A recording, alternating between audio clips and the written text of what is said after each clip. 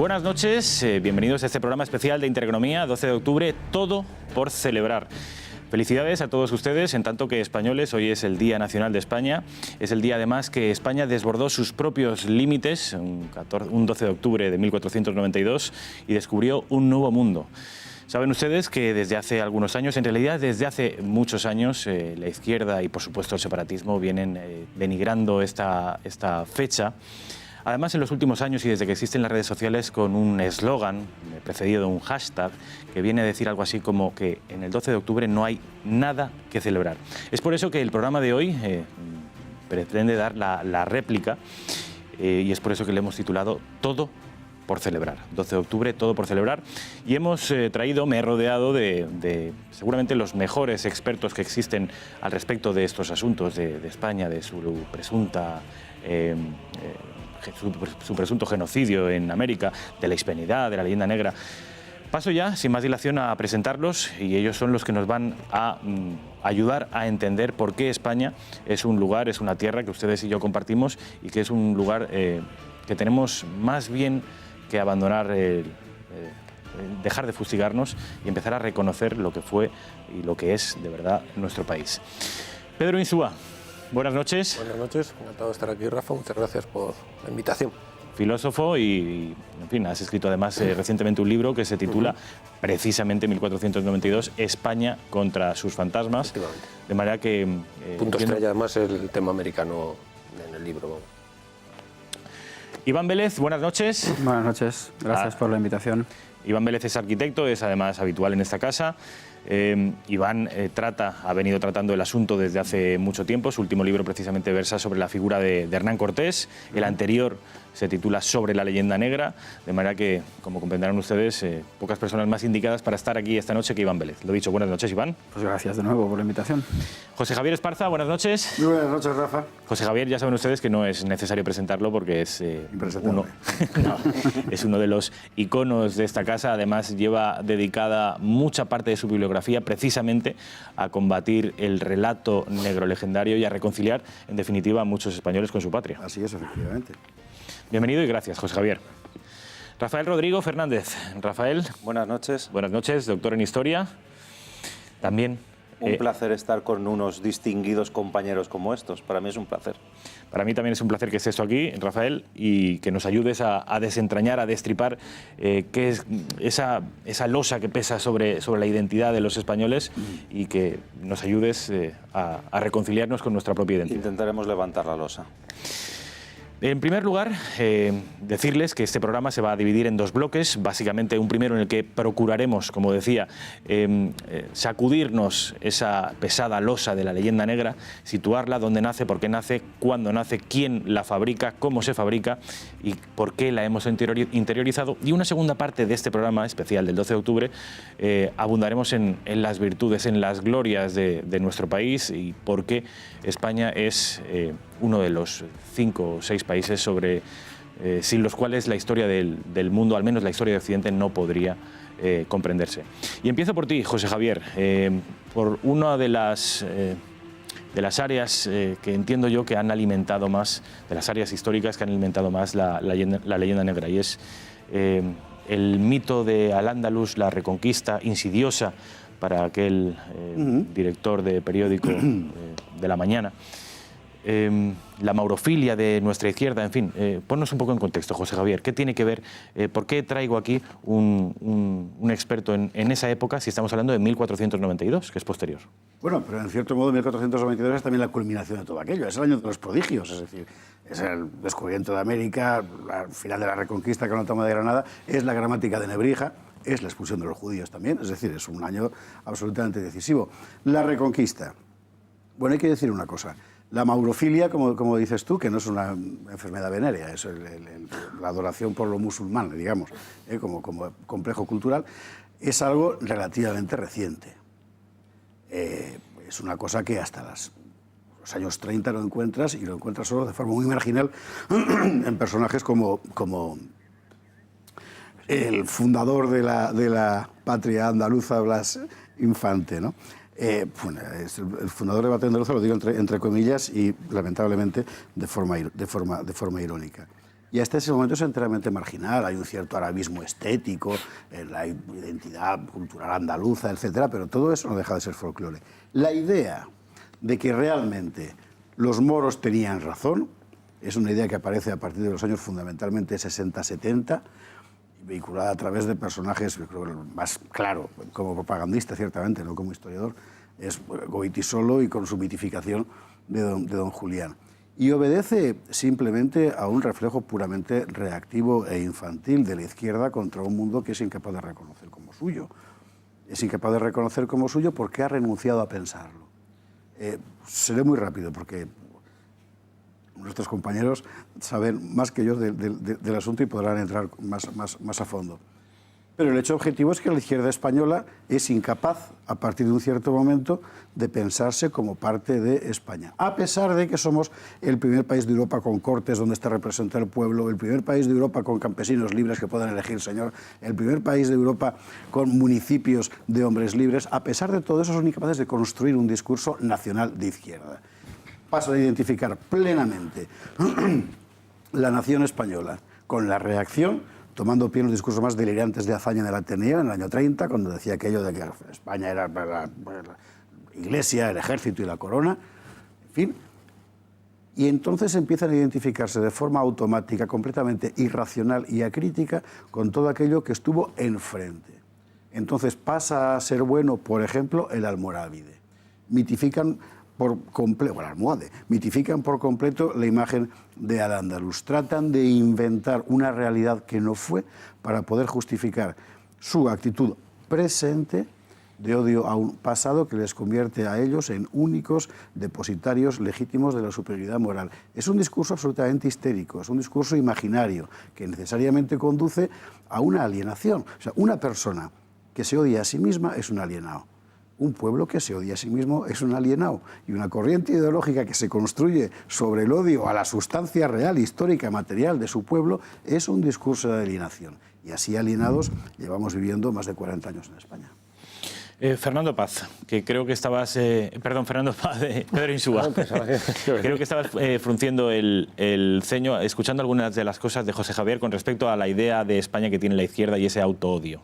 Sí, bueno, sobre todo me llama la atención que lo remonte tan recientemente. La maurofilia yo creo que habría que remontarla un siglo antes, por lo menos, en los años 30, pero del siglo XIX, ¿no? Es decir, ahí, y además en la pugna, digamos, catolicismo-protestantismo, es decir, son los viajeros del siglo XIX, Borrow, Ford, etcétera, los que practican esta maurofilia.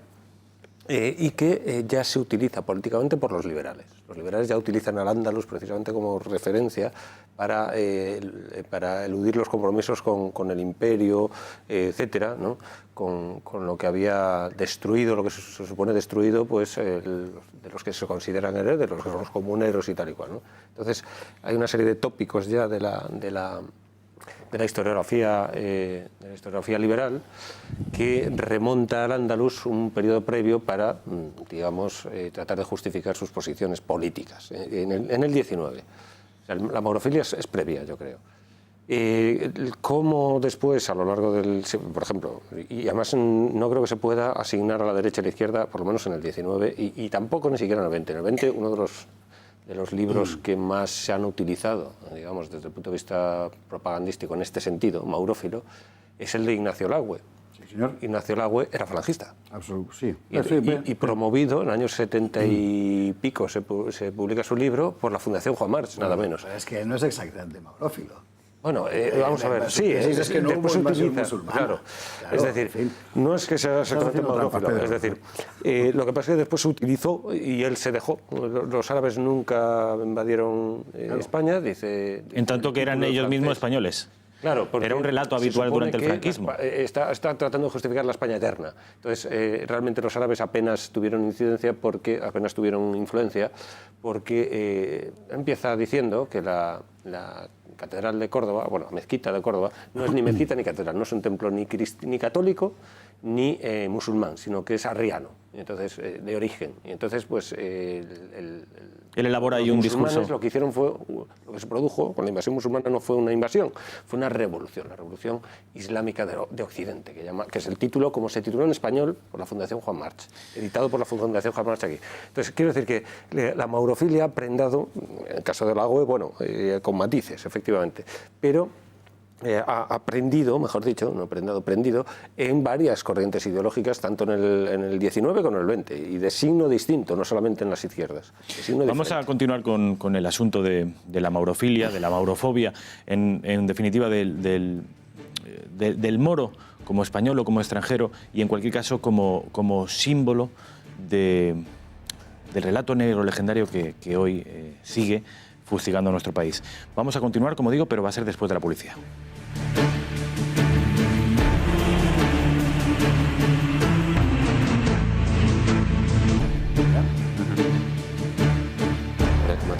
Abuelo del agua. Ya estamos de nuevo en este especial del Día de la Hispanidad, 12 de octubre, todo por celebrar. Estamos en esta primera parte del programa analizando los ítems, que diría ahora un snob, sobre la leyenda negra, todos esos asuntos que vienen fustigando a los españoles desde hace varios siglos. Hemos hablado del mito de Al-Ándalus, del mito de las tres culturas, y cómo la izquierda, o una parte de la izquierda, Pedro Insúa, discrepa con respecto a esto. Ha elaborado un relato maurófilo y, por tanto, contrario a la historiografía tradicional española. Rafael Rodrigo, yo quiero que me hables de otro de estos ítems, que es Flandes.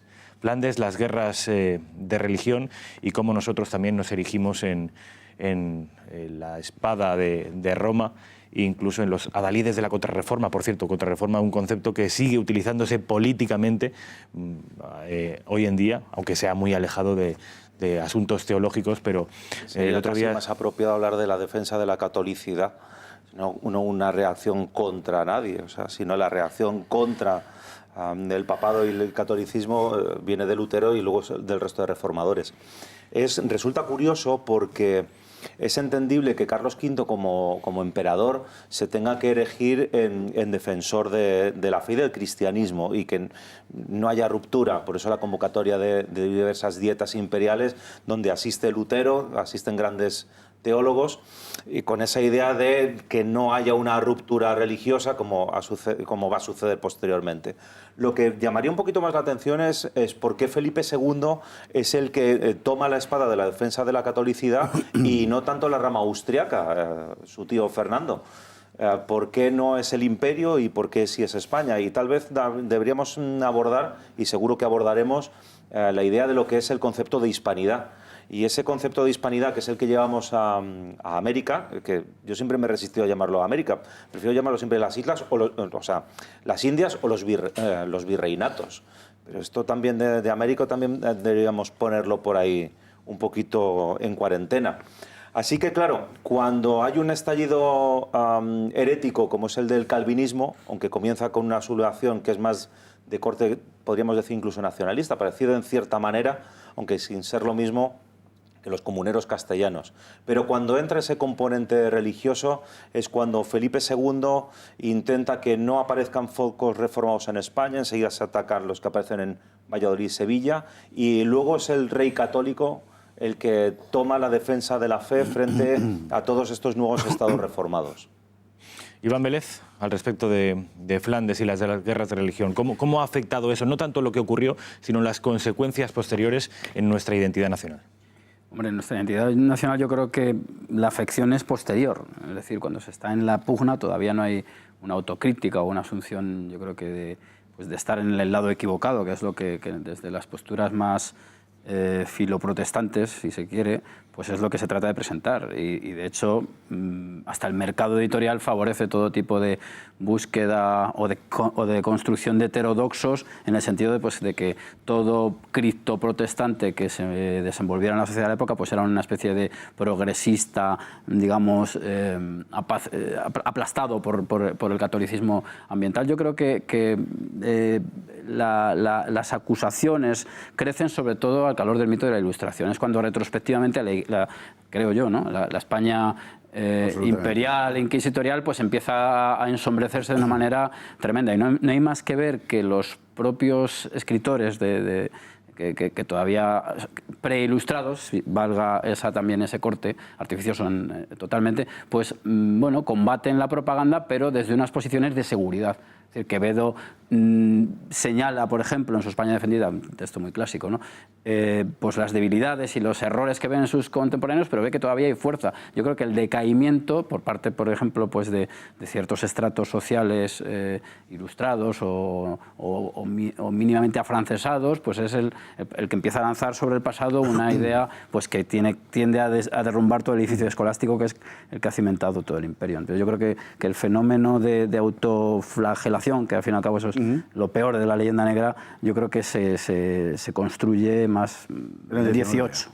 18-19. 19, por supuesto, la claro. La historiografía del 19, que Claro. es liberal, es una historiografía ideológica. Claro. En Francia como en España, y en Francia Michelet convierte la Revolución Francesa en una cosa gloriosa. Claro. Y aquí, Modesto Lafuente, por ejemplo, hace una lectura del pasado español absolutamente liberal. Y una cosa que no quiero que se me olvide, y aun cuando esas ideologías ilustradas penetran, que yo no digo que no penetren, yo creo que las revoluciones, los gritos de independencia y todo lo que viene por detrás, sí que tienen una cimentación mucho más escolástica que ilustrada. O sea, reconociendo esa influencia retrospectiva de análisis del pasado, yo creo que lo que todavía sigue funcionando institucionalmente es la maquinaria escolástica. En la España del tiempo. En la España del tiempo hasta casi la primera década del 19. El hecho es que hoy bebemos en buena parte de la revisión que hacen los historiadores del 19.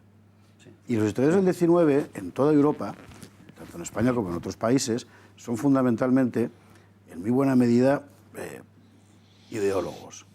O si quieres, historiadores orientados por una posición ideológica muy concreta. Y pongo solo un ejemplo. Es común, a partir de la lectura de nuestros historiadores del 19 clásicos, el tópico del retraso científico y tecnológico de España. Por ejemplo.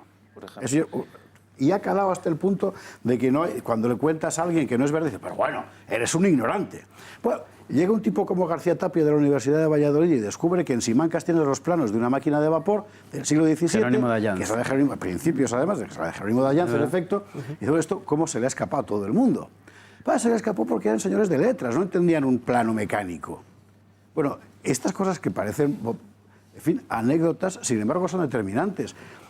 Los españoles hemos llegado a creer colectivamente, incluso la gente de fuste académico, que una nación pudo ser, un Estado si quieres, la mayor potencia mundial en una situación de atraso tecnológico. Es sencillamente absurdo. Nadie domina el mundo en una situación de atraso tecnológico y científico. Y sin embargo se ha impuesto el tópico de que España, por definición, era un país atrasado en lo tecnológico y en lo científico. Es uno de los innumerables mitos que conviene ir derribando y que, por fortuna, hoy se derriban al menos un poquito más que hace solo 20 años.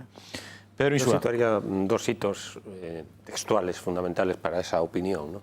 Del 18 precisamente, es Montesquieu, padre para todo el mundo, padre de la democracia actual y tal y cual. Montesquieu, tanto en las cartas persianas o persas, al que le responde, por cierto, Cadalso, muy bien respondido, como en la propia del espíritu de las leyes. Del espíritu de las leyes ahí se vuelta la siguiente opinión, que es que España es Turquía. Es un despotismo oriental. Esto es un poco más terrible que cualquier otro despotismo oriental, porque lo que hizo, en lugar de fragmentarse, como hacen las tiranías, los déspotas, los despotismos, lo que hizo fue precisamente aprovecharse de América y machacar a América, es decir, depredar sobre América para mantenerse, en lugar de fragmentarse, como hizo Alejandro, que se fragmentó, como hizo los grandes Tamerlán, que se fragmentan. No, España, como despotismo oriental, persiste precisamente sangrando a América. Esta es la tesis de Montesquieu. Y otra autoridad muy grande, en este caso Montesquieu, para justificar el genocidio, digamos, como tesis del genocidio americano. Dice Montesquieu en las cartas persianas, dice, sí, un gran imperio en donde no se pone el sol, pero lo único que produjo fue un libro que critica a todos los demás. España es un erial, Lo único que produjo fue un libro que critica a todos los demás. Y yo creo que por el... Después, Adam Smith, la opinión que le merece a Adam Smith España es que ha sido un expolio sobre América. La opinión de la riqueza de las naciones de Adam Smith, fundador del liberalismo actual, de la economía moderna, de tal y cual, pues con estos padrinos Sí. España ha aparecido en el siglo XIX. Entonces, en el siglo XIX, con estas dos opiniones de estas dos grandes autoridades, se fue labrando, digamos, como dos ¿Cómo vectores. se llama el autor del artículo? El autor del artículo España de la enciclopedia de D'Alembert, Marchand de Montpellier. España, ¿qué es en España? Nada. Nada. Es asombroso. Pero es literatura de combate. Pero esto que estamos hablando, porque yo quería haber intervenido en la línea de Pedro en la primera andanada del debate, esto demuestra que la idea orientalizante de España está ya precocinada en los viajeros impertinentes. Ellos vienen ya con los ojos predispuestos a ver esa España oriental, es decir, que la aureola moruna, si se quiere, ya la traían de casa, prefabricada, hasta el punto de que Gautier... No, pero porque es importante, yo creo que en esa primera intervención nos ha faltado un poquito de tiempo, por supuesto, aquilatar digamos, el paréntesis histórico en el que nos movemos. Yo creo que en el 18 esa imagen orientalista empieza a ir funcionando e imbuye a estos viajeros. No hay que olvidar que Gautier, en Fuenterrabía, si nos ven ahora nuestros queridos televidentes de las Vascongadas, pues él ya ve un aroma morisco para disgusto de Arzayus, a lo mejor, ¿no? Dos cosas que habéis dicho los dos es, por un lado sacas a Adam Smith y aquí nos olvidamos de la Escuela de Salamanca. Y la teoría de la circulación del dinero es de Martín de Azpilcueta, Sancho Moncada y Domingo de Soto. Y eso no existe. Debe ser que Adam Smith se lo inventó directamente a finales del 18 y no hay escuelas económicas previas. Y en cuanto a lo que comentaba Esparza de una nación atrasada que tecnológicamente jamás aportó nada, hay solamente un ejemplo, o sea, porque podríamos dedicar un programa exclusivo solamente a descubrimientos españoles. El cálculo correcto de latitud y longitud. Cosa que los británicos, su marina británica, no consiguió hasta finales del siglo XVIII. ¿Por qué? Porque en España, lógicamente, era un secreto de Estado y los únicos que eran capaces de calcular de forma correcta la latitud y la longitud de un barco en el mar Atlántico eran los españoles. No, fue en coordinación con Mobutus y demás. El tema que toca Rodrigo es muy interesante porque incide una vez más en la deformación ideológica de los hechos para construir una imagen. Los secretos de Estado. Todos hemos estudiado en el bachillerato que Felipe II, que era un ser oscurantista y que odiaba la inteligencia, por eso tenía esa biblioteca del Escorial cerrada para que... que prohibía a los profesores de matemáticas salir fuera a enseñar. Bueno, claro, exactamente igual que la Unión Soviética y Estados Unidos en la Guerra Fría, como es lógico.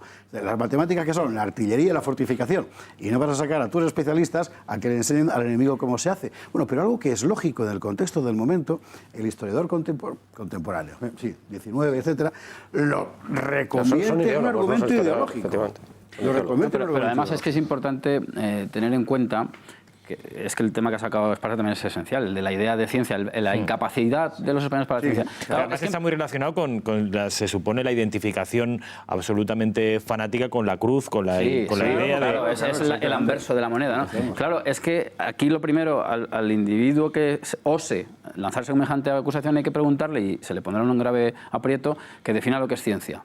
Ahí, cuidado, ¿eh? Cuidado. Y además es que las ciencias, que van vinculadas a las técnicas según nuestra perspectiva, van vinculadas a las técnicas necesarias en cada momento y que son las interesantes en cada momento. Evidentemente, la medición de los meridianos era clave para una potencia naval como era España. Quiero decir que estas cosas se pierden completamente de perspectiva. Y lo que dices tú de la máquina de vapor, pues venía acompañada de una serie de máquinas. General Dayan se dedicó a la minería. Es para Guadalcanal, claro, dedicadas a que a la extracción, por ejemplo, de agua de las minas para poder seguir trabajando. Y que no se murieran los mineros. Claro, es que las necesidades de cada sociedad pues encaminan las líneas de investigación. Lo que pasa es que aquí se mitifica al científico pues con un individuo que lleva la bata blanca y tiene probetas alrededor. No solamente eso es la ciencia, pero no, eso es otro debate seguramente. Vamos a pasar, si les parece a ustedes, si os parece, de asunto, porque quiero que abordemos quizá el asunto más apropiado para un día como el de hoy, 12 de octubre, y es el descubrimiento, la colonización, la civilización o el genocidio, según esto quien lo interprete, del continente americano. Y en ese sentido me gustaría que vierais, y que vieran ustedes también, el testimonio, es del año 81, una entrevista en Televisión Española muy interesante, a nada más y nada menos que Salvador de Madariaga. A ese señor no se le podía acusar precisamente de franquista, y fíjense ustedes lo que decía al respecto de aquella gesta de los españoles hace ahora un poquito más de 5 siglos. Es indudable es que desde el punto de vista de la historia del hombre, de lo que el hombre debe ser con los demás hombres, el imperio español es el imperio que más claramente ha visto que todos los hombres son hermanos y los demás países imperiales no han comprendido que los demás eran hermanos. El español habrá tratado a estos hermanos con mayor o menor crueldad, con mayor o menor respeto, pero ha visto en ellos hermanos, mientras que los demás países no han visto hermanos en los países indígenas que han ido a colonizar y los han exterminado muchas veces, como en el caso de Tasmania, los han exterminado de una manera voluntaria. En España no se ha propuesto nunca nadie, ni ha sido nunca política española el exterminar a nadie. Ha habido muchos criminales que han cometido crímenes con los indígenas, por ejemplo, sobre todo en los grandes viajes de antaño, cuando el indio servía de bestia de carga.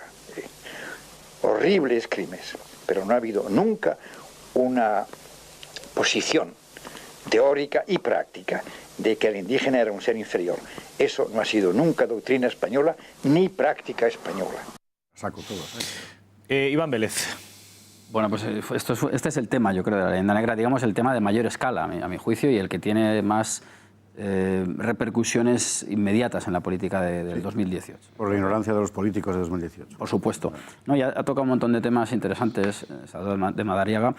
Es cierto, si uno lee los documentos, incluso de los, no ya de los tratadistas de Salamanca, que es un tema absolutamente fundamental, sino de los que están sobre el terreno, no se refieren a los indígenas, a los naturales, como animales, en absoluto, en absoluto.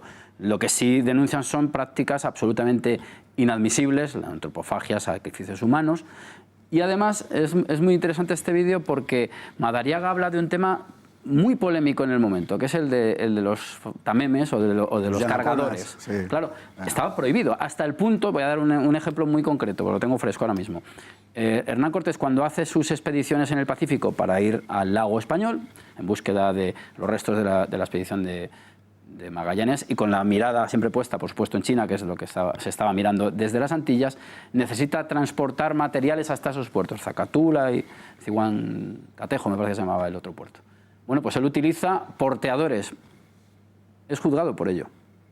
Aun cuando la corona es la que le ha pedido que monte aquellos astilleros. Es decir, que en todo momento se buscó la protección de los indios. Y además esto, si vamos a ir al genocidio, que creo que es un tema, insisto, central, encaja muy mal la idea de genocidio con la idea de explotación. Si matas a los que vas a explotar, no puedes explotarlos. Absolutamente. Pues, José Javier, un segundito, Iván, un segundito, porque me dicen que tenemos en directo a una opinión que sospecho que va a ser algo diferente a la que habéis estado exponiendo vosotros hasta ahora. Juan Carlos Monedero, cofundador de Podemos. Buenas noches. ¿Cómo estáis? Buenas noches. La verdad es que no he estado escuchándoles, pero me imagino.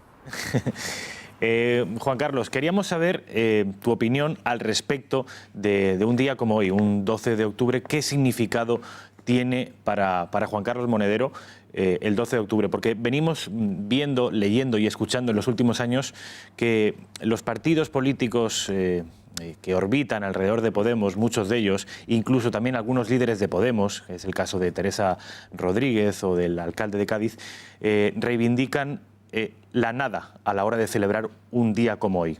¿Qué significa para ti, Juan Carlos? Yo creo que en España desperdiciamos las ocasiones que tienen los pueblos para celebrarse, encontrarse y unirse. Y resulta que en España esos símbolos que debieran servir, ¿no?, para ese encuentro los utilizamos para dividirnos, y eso es un disparate. Yo creo que debiéramos ser capaces, ¿no?, de pensar alguna fecha que sirviera para encontrarnos todos y, ya digo, celebrarnos por el hecho de convivir, ¿no?, en este momento histórico y en este espacio geográfico concreto.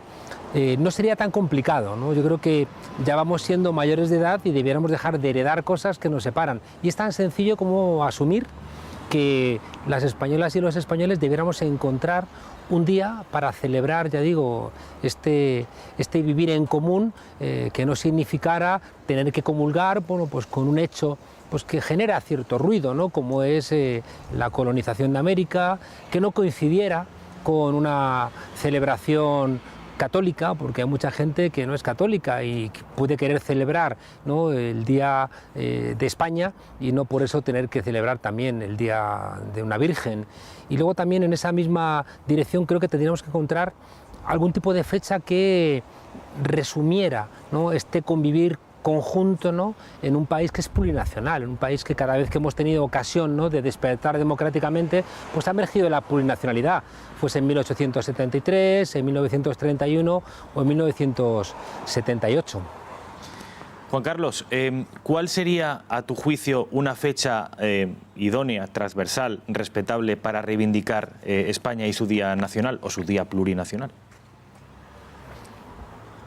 Vamos a tener que deliberarla, ¿no?, porque es verdad que todas las fechas tienen problemas para otras personas, ¿no? Es decir, que a lo mejor uno puede pensar en el 2 de mayo y hay gente que puede pensar que el 2 de mayo pues no es válido para el conjunto del Estado porque es un escenario más vinculado con Madrid. Otros pueden buscar otras fechas que tampoco satisfagan a otros lugares del Estado. Yo creo que tenemos que discutirlo, ¿no?, escuchar propuestas. Porque hay una cosa de fondo, ¿no?, que lo poquito que os he escuchado estabais debatiendo de la historia de España. Yo creo que ya va siendo hora, ¿no?, en el siglo XXI, de que las 4 grandes heridas que tiene nuestro país las cerremos, ¿no?, porque tenemos 4 heridas que creo que eso nos lastran, ¿no? Tenemos una herida colonial que tiene que ver, ¿no?, con esta celebración del 12 de octubre, ¿no? Tuvimos un imperio, lo perdimos pronto y parece que todavía no hemos terminado de digerir cuál debe ser nuestra relación ni con América Latina ni con África. Tenemos una herida territorial, bueno, que se expresa, ¿no?, en lo que está pasando ahora mismo en Cataluña. Tenemos una herida social, somos el país más desigual de nuestra zona del euro, y tenemos una herida ciudadana, ¿no?, que está vinculada a una esfera pública, bueno, pues que creo que nos subalterniza de alguna manera, ¿no?, nos convierte en súbditos y que tiene mucho que ver con la existencia de una monarquía que es una forma de jefatura del Estado que nunca hemos elegido y que también se conmemora el 12 de octubre. Entonces, seamos capaces, ¿no?, de preguntarnos, no sé si sería el 15 de mayo, ¿no?, como una fecha donde los españoles y las españolas salimos a las calles, ¿no?, a reivindicar, bueno, pues una forma de gobierno ajena a la corrupción y ajena, ¿no?, a los mandatos de los bancos. No sé si sería pues el Día de la Constitución, ¿no?, como una fecha que celebrásemos, que seguramente reclamaría que votásemos, ¿no?, una Constitución, los españoles que ahora mismo estamos sujetos, ¿no?, a su ley. Creo que eso sería un buen acuerdo, ¿no?, si realmente hubiera un proceso constituyente donde pudiéramos debatir, ¿no?, cosa que no pudimos hacer a la muerte del dictador Franco. Si pudiéramos discutir, ¿no?, una Constitución y al final dotarnos de ella y votarla, yo creo que esa podría ser una buena fecha para ese encuentro colectivo que significa España. Juan Carlos, una última pregunta porque sé que te tienes que marchar. Hay veces que las preguntas más sencillas, más obvias son, entiendo, las más difíciles de responder. Ahí va una de ellas. ¿Qué es para Juan Carlos Monedero España? Es una pregunta complicada, ¿sabes por qué? Porque las naciones y las religiones son donde los seres humanos gestionamos nuestra trascendencia por lo general, ¿no?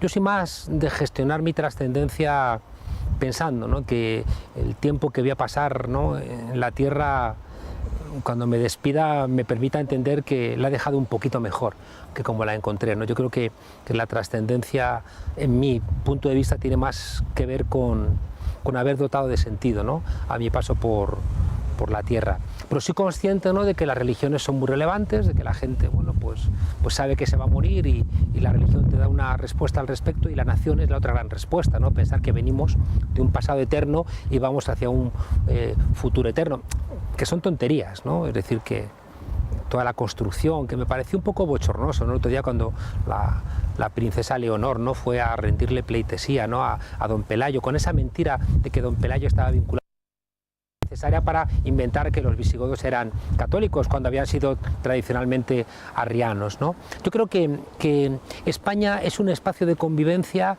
donde la plurinacionalidad tiene que integrarse en aquello que compartimos. Creo que en la idea que yo tengo de España es un espacio democrático donde te puedas sentir parte de las naciones históricas que configuran España y al mismo tiempo te puedas sentir español, que es algo que todavía está pendiente. Creo que España es, yo que he podido vivir en muchos sitios, un país espectacular para vivir, ¿no?, donde tenemos, yo creo, ¿no?, lo mejor del mundo europeo y lo mejor del mundo latino, ¿no?, donde ni somos tan desastres, ¿no?, como ocurre a veces, ¿no?, en esta tradición pues, tan poco institucional, pero al mismo tiempo somos lo suficientemente responsables sin caer, ¿no?, en esa cerrazón triste, ¿no?, que tienen los países nórdicos o los países centroeuropeos. Yo creo que España es un país al que personalmente le tengo mucha ley, pero que creo que, como os decía antes, tiene 4 heridas, una herida territorial, colonial, social y ciudadana, que cuando la solventemos creo que podremos, ¿no?, como hemos hecho en otros momentos de la historia, asombrar el mundo, pero que a día de hoy creo que tenemos que enfrentar con bastante humildad. Juan Carlos Monedero, muchas gracias, has sido muy amable y te agradecemos que en este Día de la Hispanidad nos hayas dado tu opinión al respecto. Muchas gracias. Saludos, hasta pronto. Nos vamos a tener que ir a publicidad, Antes un apunte. Sí, lo sé. Sé que todos queréis hablar y sé que todos queréis desmenuzar el discurso de Juan Carlos Monedero, porque entiendo que vais a estar de acuerdo en poquitas cosas. Pero en tanto que soy el presentador, el director de este programa, me voy a permitir yo ser el primero que le haga una postilla al discurso de Juan Carlos Monedero, desde el respeto. José Javier, has visto que decía que España tenía 4 grandes problemas. ¿Te recuerda eso de España se ha venido a menos por una triple división? Es un discurso celebérrimo de José Antonio Primo de Rivera. España ha venido a menos por una triple división, la división engendrada por los partidos políticos, las clases sociales y los territorios. Es decir, al final estamos trabajando. Hay que decir me lo vas a contar. De Ortega antes. Exactamente, la recoge de Ortega. Vamos a publicidad y enseguida, José Javier, te prometo que vas a ser el primero en tener la palabra.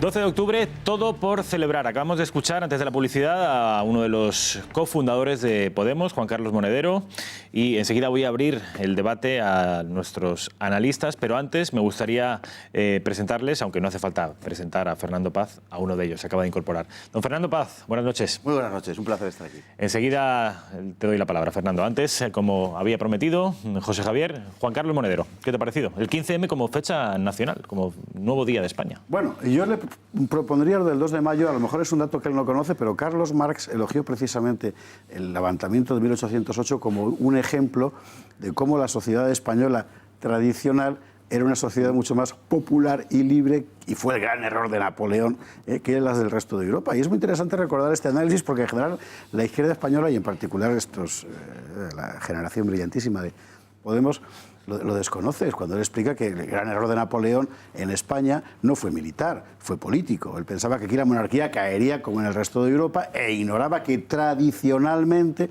esa España oscurantista, siniestra, cazurra, etcétera, había ido construyendo desde el ayuntamiento, del municipio de Barrañosera, al siglo IX, una red tan densa de poderes locales, provinciales, etcétera, que fue capaz de recoger la soberanía cuando estaba en el suelo, porque es que no estaba arriba, estaba en el suelo ya.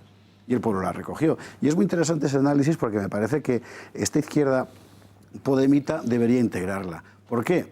Vamos a ver. Yo creo que todo lo que ha dicho Monedero, enseguida voy a dejar la palabra a los demás, voy a ser brevérrimo, es muy interesante porque es una especie de depósito de tópicos, ¿no?, de los clásicos, la culpabilización, etcétera, con una aportación interesante.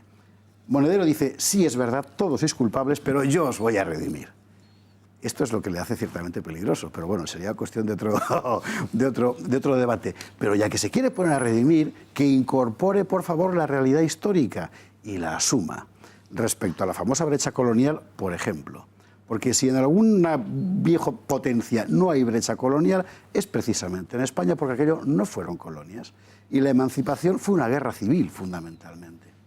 Y las grandes matanzas de indígenas, pasado el primer impacto vírico, del que luego hablaremos con toda seguridad, son las que se producen inmediatamente después de las emancipaciones.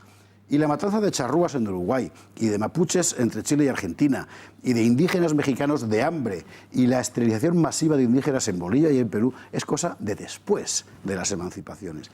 Y son cosas que el discurso neoindigenista criollo calla para legitimar su poder. Son los españoles, es decir, nuestros padres, los que mataron a los indios, pero no es verdad. Respecto a la cuestión indígena, insisto que me callo enseguida, hoy no hay nadie serio que discuta que la mortandad indígena masiva que la hubo fue fundamentalmente un choque vírico, y sobre eso hay innumerables estudios de universidades hispanoamericanas, innumerables. Aquí se ve que no llegan, pues sobre todo la gente de la Universidad Española, que está a lo que está, a sus másters y a sus cosas. 2.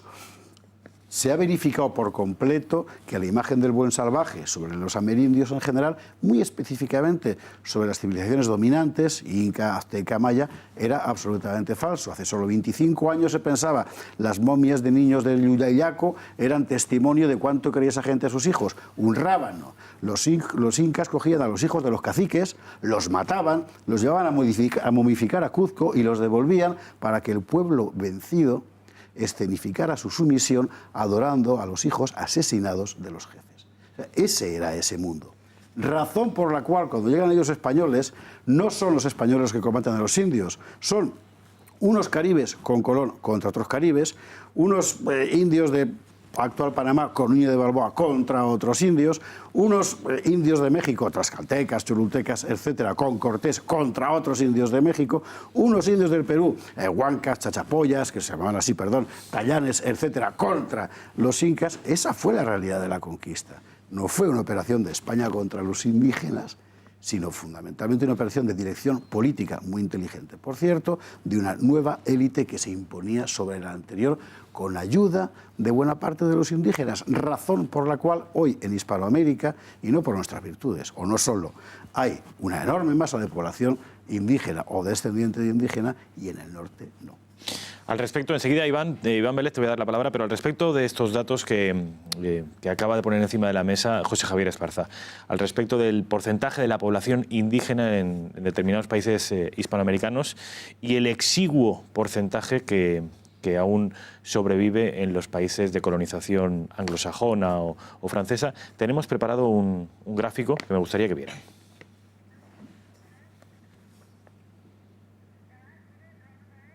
Vamos a verlo, es el gráfico en el que aparecen diferentes países hispanoamericanos, en el que el porcentaje de población o mestiza o indígena es, van a poder comprobarlo enseguida, inmensamente superior al de, por ejemplo, los Estados Unidos, Canadá o la Guayana holandesa, la antigua Guayana holandesa. Lo tenemos preparado, pero lo vamos a ver más adelante, me dicen desde realización. Iván Vélez, al respecto de Juan Carlos Monedero, que acabamos de escucharle, pero también ya ha introducido ya el tema José Javier Esparza, la hispanidad, el presunto genocidio amerindio, nuestra gestión de la colonización. Bueno, lo que ha dicho Juan Carlos Monedero pues tiene una dimensión mitinera evidente, porque enseguida ha pasado pues de las cuestiones que estamos aquí tratando, nada que celebrar o todo que celebrar, pues a una serie de propuestas y de cuestiones prácticamente programáticas. ¿Qué se puede decir de Juan Carlos Monedero? Pues parecido a lo que ha dicho José Javier, es un conjunto de tópicos negros legendarios clásicos. Ha utilizado incluso la palabra colonia, que no es que la refutemos nosotros aquí esta noche, sino que está el clásico de Levene diciendo que las Indias no fueran colonias, es decir, que hay unos estudios donde se demuestra que en absoluto hay colonialismo, o si lo hay es a última hora y en unos focos muy concretos y con una estructura ya política completamente diferente a la de la conquista. Yo le sugeriría a Juan Carlos Monedero que leyera un libro titulado España frente a Europa, donde Gustavo Bueno distinguió entre imperios generadores y depredadores, y ahí entonces ya se disipará su obsesión colonialista.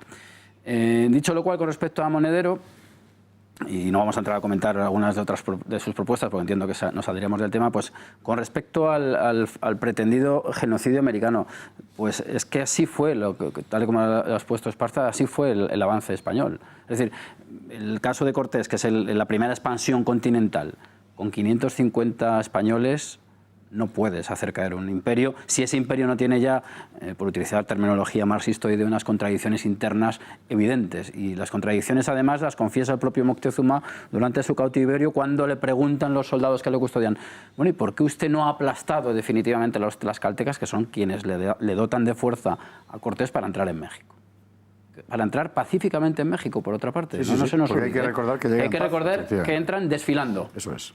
Luego ya salen huyendo y entran después conquistando y asediando. Esto es el proceso, la evolución de la conquista. Bueno, pues Moctezuma le dice lo siguiente, dice, bueno, podría hacerlo. Cierto es que algunos giutomas y algunos dicen que en realidad algunas de esas famosas guerras floridas ya se había visto mal la facción mexica, que no eran tan flojos los tlaxcaltecas, pero lo que le viene a decir, si creemos a los cronistas, es que Moctezuma le confiesa que es porque tiene una especie de fuerza de choque, como un sparring de boxeo, para entrenarse y para tenerlos siempre sometidos, tener además una especie de reserva de carne humana para sacrificar. Se nos olvida ese aspecto concretísimo. Es fundamental, además, claro, dentro del mundo mexica, además es básico porque formaba parte, por así decir, de la estructura de legitimación espiritual del poder, la necesidad de sacrificar ajenos para conjurar la llegada del Dios que no debía volver. Que mira tú por dónde era el que... Sí.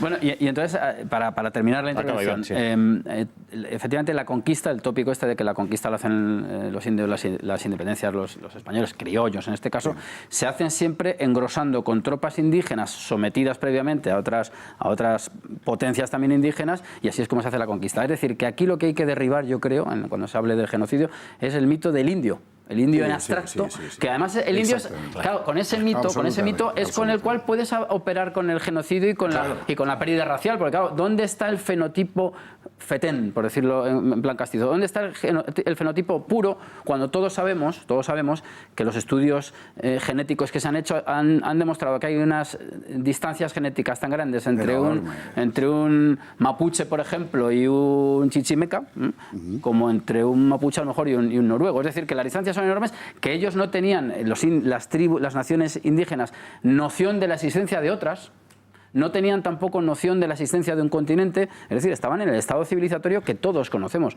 Y por supuesto, insisto, si se quiere hablar de genocidio, hay que empezar a anular o a neutralizar la idea abstracta del indio frente al cual es una idea construida en Europa. Sí, en el 18 y 19. Fernando Paz y enseguida Pedro Insúa. Fernando.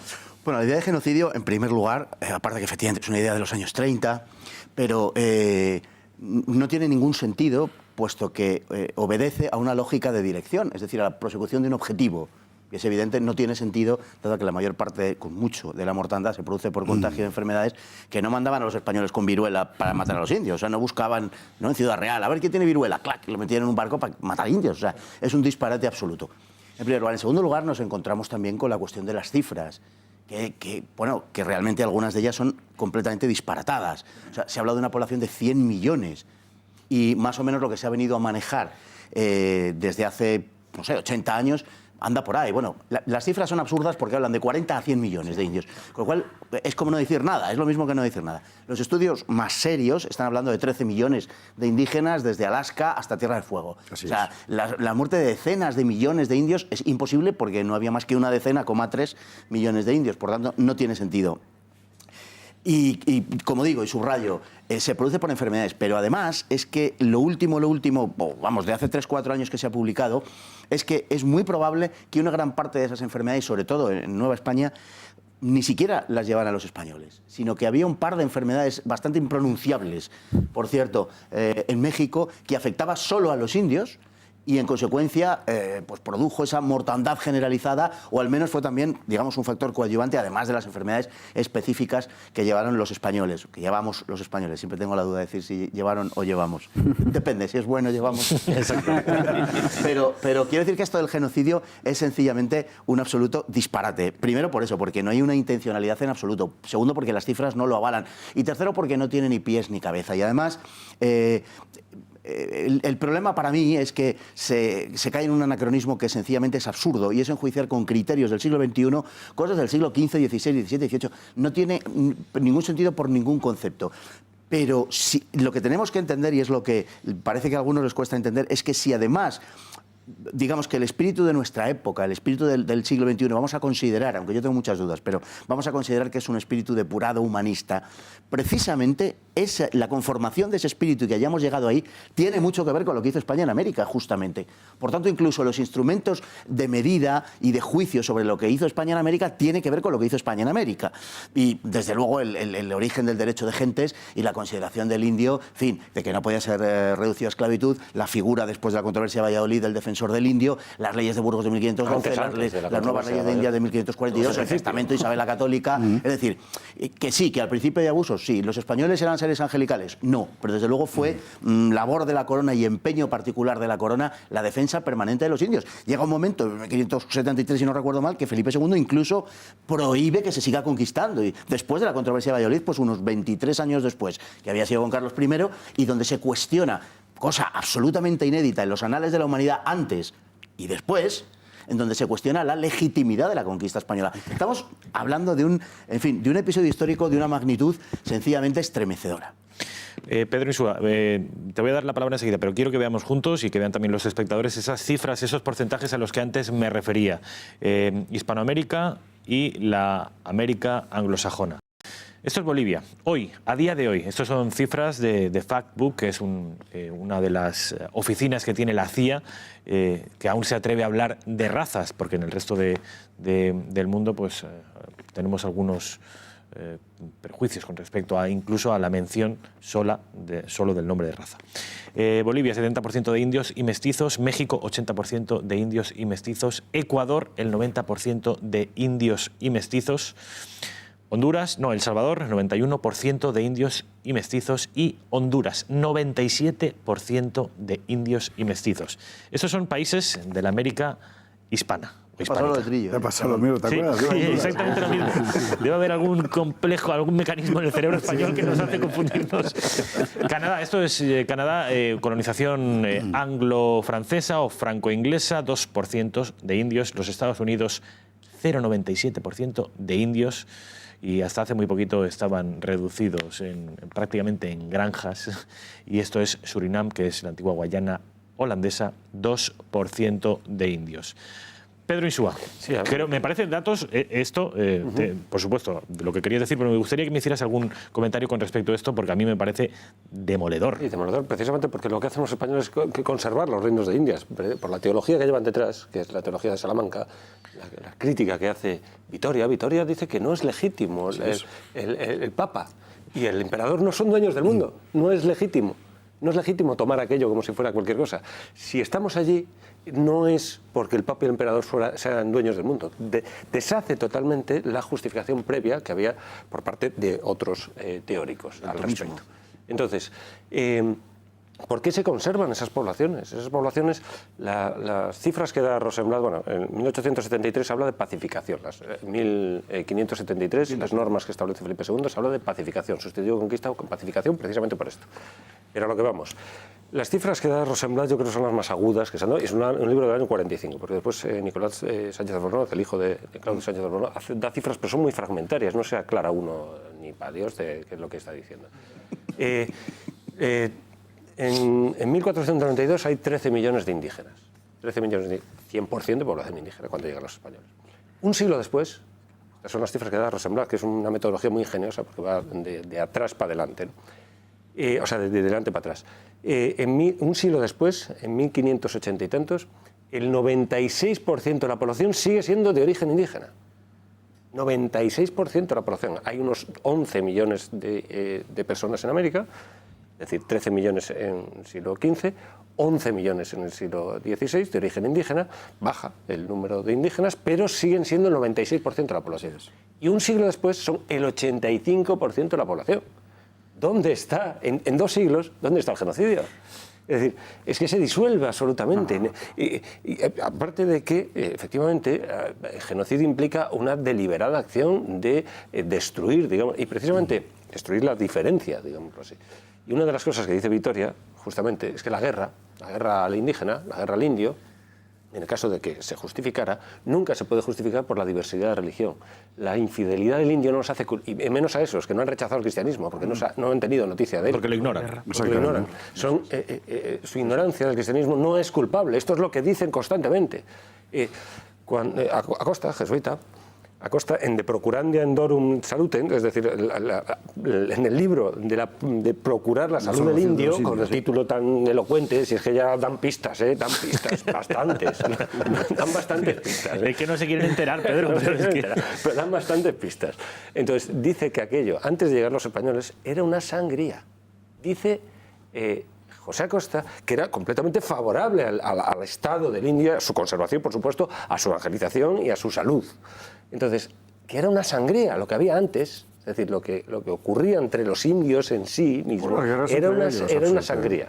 Lo que pasas a un periodo de 300 años de paz es que es totalmente distinto. Es que cuando ves las colonizaciones de otras naciones depredadoras, lo primero que les falta son 2 elementos que los españoles siempre llevan. Primero llevamos un cronista que no deja de ser una especie de notario oficial que dé fe frente, entendamos, al burócrata legal Con el móvil, de qué es exactamente lo que ha pasado, cómo se han defendido los intereses del rey y si se han cumplido las leyes. Y lo segundo es que se llevan siempre frailes y sacerdotes, porque la función siempre es la de evangelizar. Por supuesto que el conquistador que organiza, paga y subvenciona la expedición espera encontrar todo el oro posible y si le ponen cualquier tipo de cortapisa empleará la fuerza. Pero siempre que tenemos quienes, si tiramos al norte de Estados Unidos, porque es que me da a mí la sensación, que ya lo comentamos hace poco en una reunión que tuvimos unas jornadas en el Escorial, que abandonar la idea de hispanidad es algo que desde Estados Unidos se está recurriendo con bastante fuerza. Es lógico, claro. Y Fray Junípero Serra y el padre Quino y Juan de Anza cuando realiza sus expediciones, y las expediciones no solamente de jesuitas, también tenemos de franciscanos. Entonces, esa concepción de hispanidad no es creíble a día de hoy el término genocida. Sí cuadra muy bien en cuanto a descalificación de esta nación de bárbaros que a lo largo de los siglos es lo que han hecho y no nosotros, y nos olvidamos de los belgas y de Leopoldo, por poner un ejemplo. Entonces, es muy interesante este asunto que saca Rodrigo, José Javier, un segundito, porque tenemos que irnos a publicidad. Tenemos que irnos a publicidad porque es los que nos pagan el dinero. Antes, me gustaría, y con respecto a esto que decía antes Pedro Insúa, que efectivamente en América hubo un genocidio, pero que cesó cuando llegamos nosotros. Hay una película, cuando llegaron los españoles, hay una película dirigida además por este director australiano que también es actor, Mel Gibson, efectivamente, Apocalipto. Son 2 minutos del momento, seguramente el momento cumbre de la película, en el que por primera vez, yo creo que por primera vez, fuera del circuito intelectual e historiográfico, es decir, dentro de la cultura popular, se recrea una escena de la crudeza de la que van a ver ustedes ahora. Hay que subrayar que historiográficamente es absolutamente lo mismo que todos los descubrimientos arqueológicos han confirmado. Era así. Era así, Apocalipto.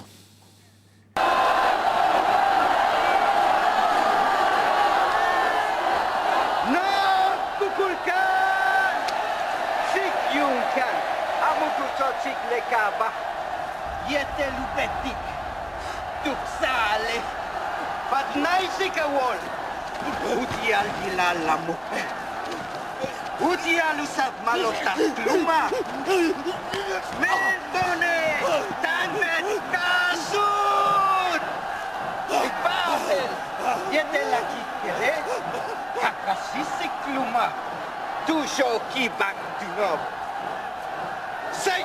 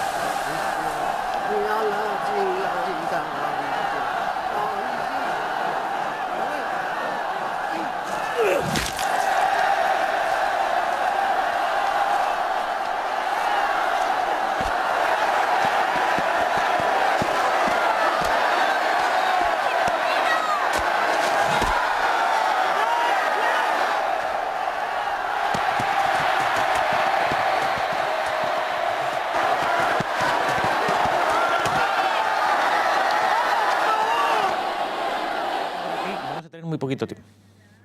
Bueno, esto era esta escena a la que nos referíamos, que decía José Javier Esparza que está, desde un punto de vista de la documentación, es perfectamente fiel a lo que ocurrió. Iván. Sí, quería completar algunas de las cosas que se han dicho. Con respecto, claro, al genocidio, como ha dicho Fernando Paz, claro, tendría, como es absurdo, exterminar a esa fuerza de trabajo que quieres explotar, asumiendo incluso esa perspectiva de la explotación como único objetivo, que en absoluto lo es, pero vamos a dar el beneficio vamos a favorecer ese argumento. Bueno, la mortandad vino derivada, eso está demostrado, por las epidemias, cosa de la cual no es culpable un individuo que además está inmunizado, no puede, vamos, ni sabían de lo que estaban hablando. Se llama viruelas, pero como un nombre casi genérico. Bueno, pues es que la viruela no fue un factor de conquista únicamente. No cesó en 1521 en México, por llamarlo así. Es que hubo una serie de oleadas posteriores. Y entonces, claro, ahí no encaja absolutamente hasta 1803 con la expedición de Bálveda. Claro, que no encaja en absoluto. Y luego, además, como hemos dicho ya a lo largo del programa, que la conquista la hacen un grupo pequeño de españoles con muchos aliados indígenas, a los cuales pues se ha librado de sacrificios humanos como el que hemos visto con ese realismo y de tributos. Bueno, yo me pregunto, y la respuesta es evidente, ¿qué pasa? Que las epidemias no afectaban a tlaxcaltecas, cholultecas. Es decir, que el argumento de genocidio, pensando que la epidemia es una especie de arma bacteriológica, como dices tú, seleccionando unos individuos muy concretos para que fueran agentes portadores de la enfermedad, no tiene ningún sentido. Claro. Eso, y ya acabo, por un lado. Y por otro, también hay que acabar con el corte artificioso y falso de que España vino a colapsar una Arcadia feliz. Bueno, esto que rueda Mel Gibson es prehispánico, ¿no? Porque lo que aparece al final son las naves españolas. Bueno, pues lo que había allí era este estado, pues que algunos antropólogos podrían llamar perfectamente de barbarie. Solamente un pequeño dato. Nos tenemos que ir a publicidad, Rafael. Te voy a dar la palabra inmediatamente después. Nada, un minutito.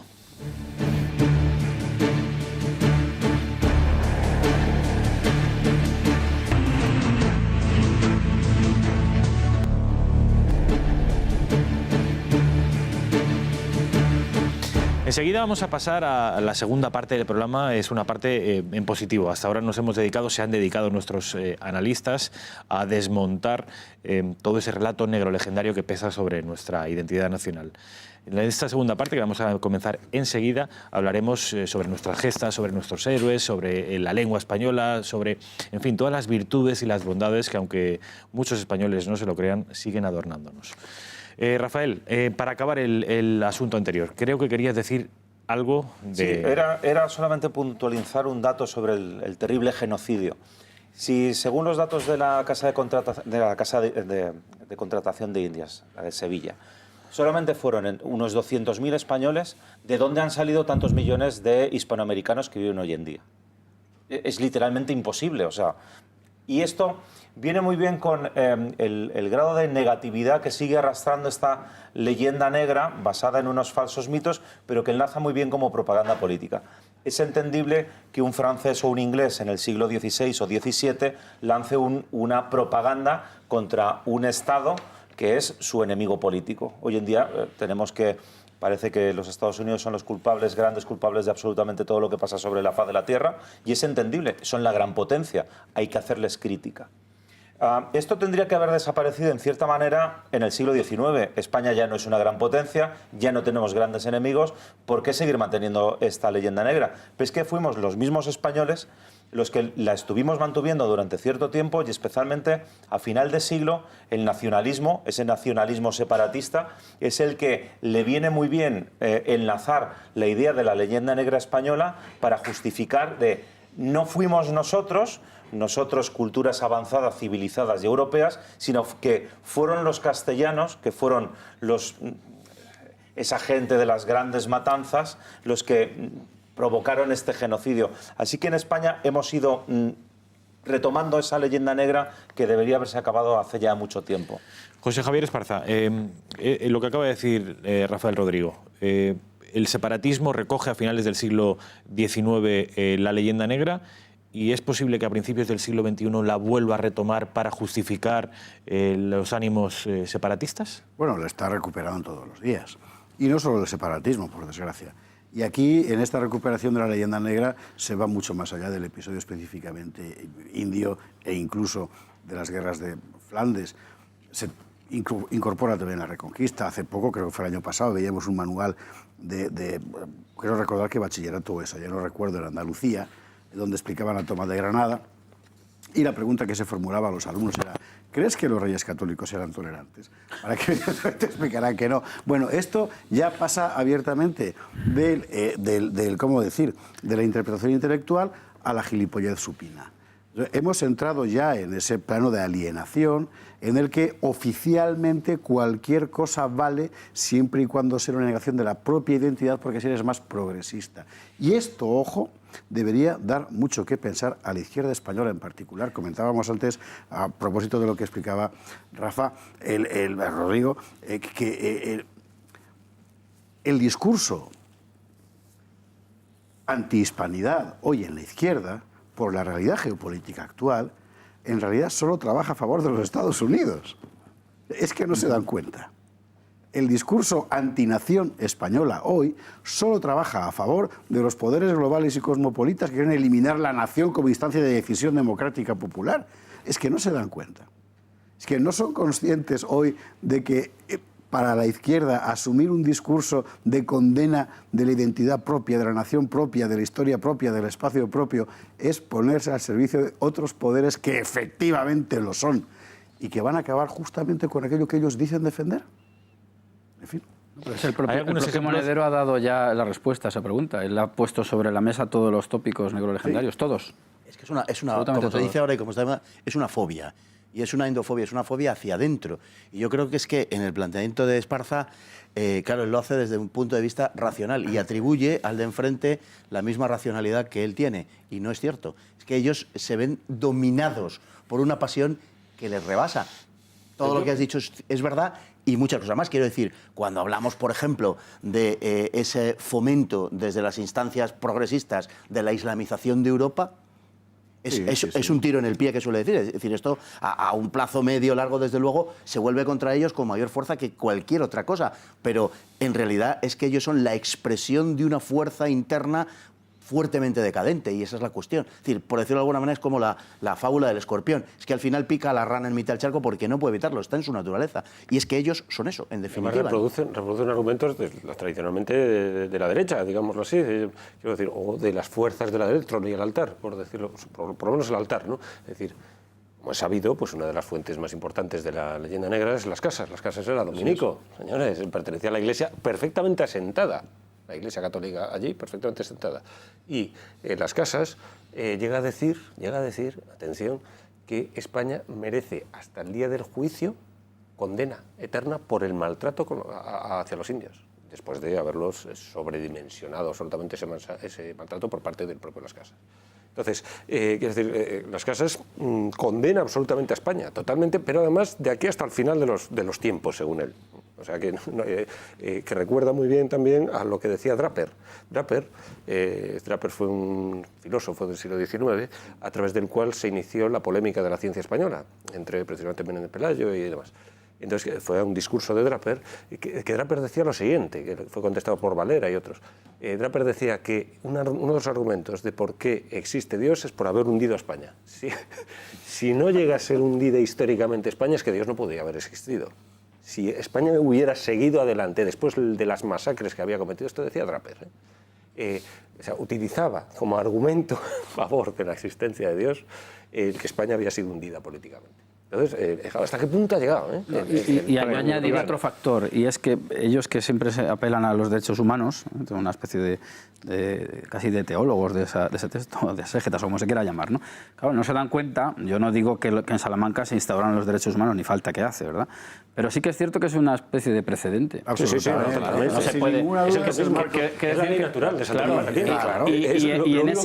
Pero es que allí, en Salamanca, son doctores de la Iglesia, para más abundamiento de lo que tú estás diciendo, los que están debatiendo sobre un material que le aportan a esos señores, en el caso de Sepúlveda sabemos que directamente Cortés, le aporta la gente que actuó sobre el terreno. Sí. Boyle, el primero que va es Boyle. Sí. Y es el segundo viaje de Colón, y ya le está corrigiendo, ya le está diciendo que están abusando. Y con él va Pedro Margarit, que es aragonés. Nacido en Gerona. Aragonés nacido en Gerona. Porque ahí entra también en funcionamiento un mecanismo según el cual España es Castilla. Otro de los problemas habituales, que esto nos conecta con la plurinacionalidad pretendida, porque claro, ahí, como nos ha faltado la interpelación a don Juan Carlos, yo le pregunto, y desde aquí, como nos estará viendo, que nos tiene que precisar el número y nombre de esas naciones que constituyen esta pluralidad española. Por saberlo, ¿no? Porque también uno a lo mejor no sabe que pertenece a una nacionalidad y estaría bien que nos iluminara. Más o menos se hace A este respecto es interesante. Pero lo que quería decir, para terminar el argumento, es que aquí, con respecto a la conexión con los nacionalismos fragmentarios y periféricos, al menos hasta el momento, porque la centralidad parece que hay que mantenerla de algún modo. Madrid, pues se identifica España con Madrid y si no, pues con Castilla, como mucho. Obviando, por ejemplo, que los bordes de Castilla son los que se han troceado en el texto del 78 para descastellanizarlos y darles otra etiqueta. Estoy pensando, por ejemplo, en Cantabria. Por ejemplo, en Cantabria, Puerto de Castilla. Estoy pensando, por supuesto, en las Vascongadas. Por poner otro ejemplo, estoy pensando incluso en Galicia, estoy pensando incluso en La Rioja, estoy pensando en otros sitios. Castilla la Novísima. Claro, en Andalucía con el verde y blanco Omeya, es decir, o el verde Omeya. Es decir, que ahí lo que reproduce don Juan Carlos son pues argumentos profundamente reaccionarios. Reaccionarios. Don Juan Carlos Monedero. No le merita. El rey se entendía hablando con algunos interlocutores. Pero don Juan Carlos Monedero reproduce, digamos, las más rancias ideas al respecto de España, porque él además rechaza la idea de España por un esencialismo que muchos negamos. José Javier, para acabar ya de finiquitar este asunto de la leyenda negra, porque quiero que pasemos a reivindicar las verdades históricas y no a refutar las mentiras. Está surgiendo, además, según se va desarrollando el debate, vamos aportando ya, vemos las ganas locas de hablar de lo que de verdad decimos. Claro, y es que es muy interesante. Pues si quieres... No, me ibas a decir algo. Te iba a pedir que acabáramos con este asunto de la leyenda negra porque quería pasar a las... a lo que el mundo le debe a nuestro país, que son nuestras aportaciones. Para acabar, simplemente una imagen de la Señora Zaratustra de Nietzsche, que a mí me encanta, que es cuando se encuentra Zaratustra a un campesino tirado en el medio del monte con una serpiente que se le ha metido en la boca y le está muriendo la garganta. Y el campesino le pide socorro. Y Zaratustra le dice, muérdele la cabeza y escúpela. Claro, bueno, pues eso es lo que tienen que hacer los españoles con la leyenda negra. Nietzsche es responsable de la propagación de la leyenda maurófila de España. Bueno, el anticristo. Responsable. El anticristo lo dice, hace un elogio de los baños árabes que es escandaloso. Pero Nietzsche es de pena. Si tengo un rataplan con timbal, no me metas un oboe, porque está... A ver, sí, acaba José Javier. Es que a Nietzsche lo ha sacralizado de una manera impresionante. Esa metáfora es la que deberíamos, a tu juicio, hacer los españoles. Hoy es 12 de octubre de 2018. Pedro Insúa, sabemos qué ocurrió el 12 de octubre de 1492, pero me gustaría que nos explicaras cuándo empezamos a reivindicar la fecha, cuándo y con qué nombre hacemos bandera de ella, aquí y allí. Bueno, me pides una cosa bastante complicada porque es un laberinto de historias, pero vamos, el asunto es muy reciente. Es decir, así como el 2 de enero de 1492, la fecha de la toma de Granada, se celebró como fiesta municipal desde el 2 de enero del año siguiente, es decir, se conmemoró a partir de 1493 la fecha. Franco, no es una cosa de Franco. Por Dios. Y bueno, o sí, no sé, porque Franco igual estaba allí por el Big Bang, ya parecía. Vamos. Entonces, esa fecha que es a nivel municipal se conmemoró. El otro acontecimiento, que son la expulsión de los judíos, no es una fecha a conmemorar ni nada, porque es un proceso y es un acontecimiento más que una fecha, más que una efeméride, entonces nunca se ha celebrado nada de esto. Pero el 12 de octubre se empieza a celebrar en el siglo XX, no antes. Es decir, en torno al 12 de octubre se empieza a proponer, es laberíntico, es una cosa muy difícil de desentrañar. Yo os remito a una página que precisamente elaboró Gustavo Bueno Sánchez, hijo de Gustavo Bueno, que tiene una página que se llama El Catoblepas. Día de la Raza. El Día de la Raza es una entrada dentro de un proyecto de filosofía en español. Proyecto de filosofía en español, una entradilla que se llama El Día de la Raza. Y ahí da todo el detalle de cómo se institucionaliza esta fecha, del 12 de octubre. Y cómo hay que retirar eso de la raza, refiriendo como si fuera una cosa en plan supremacista, racial, no tiene nada que ver con eso, precisamente más bien todo lo contrario. Exactamente, la raza cósmica. Que decía, la raza cósmica que decía mexicano, Vasconcelos y demás, ¿no? Entonces, la mezcla de razas, lo que pasa es que había supremacismo en Vasconcelos, porque el mestizo, que por cierto no mezclaba al negro, el mestizo pues era la raza superior, o sea, había cierto componente supremacista en cualquier caso. En Vasconcelos. Sí, pero invertido al que hoy entendemos como... no olvidemos. Claro. Entonces, Es Vizcarra, Don Zacarías de Vizcarra. Zacarías de Vizcarra, que era nacido en España, pero en Argentina, donde propone la fecha y llamándole el Día de la Raza.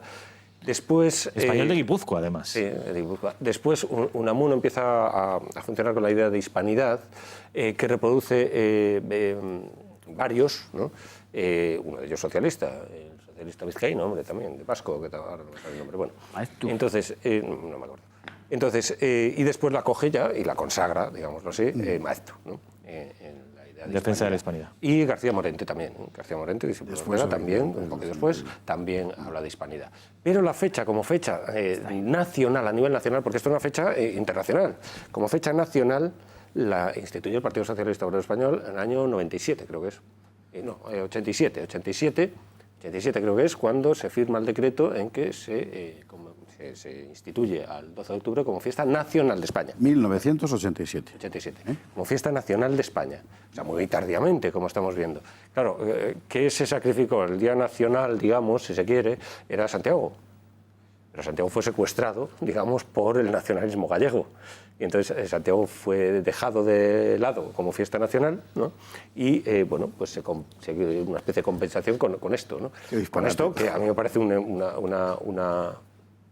una fecha, efectivamente, en la que España desborda, o sea, que conmemora el desbordamiento peninsular de España, el 12 de octubre, mientras que Santiago sería precisamente el recubrimiento peninsular. Santiago representa lo que es el recubrimiento peninsular. Se da el caso de que, claro, muchos pueblos de España es festivo en Santiago, y sin embargo a nivel nacional no. Entonces se da ahí una cosa muy extraña, ¿no? Entonces, precisamente uno de los impactos de la leyenda negra es en estas efemérides, que ahora hay un cacao mental con las efemérides realmente morrocotudo. Es decir, el 12 de octubre es festivo, pero resulta que el Día de Santiago no, cuando en muchos pueblos sí. Entonces hay muchos pueblos que a nivel municipal es festivo, pero a nivel nacional no. Entonces esto ocurre. Esto con respecto a España, que 12 de octubre en Hispanoamérica. En Hispanoamérica va en el mismo proceso, más o menos. Es decir, en Hispanoamérica es en Argentina donde se reclama la fecha del 12 de octubre.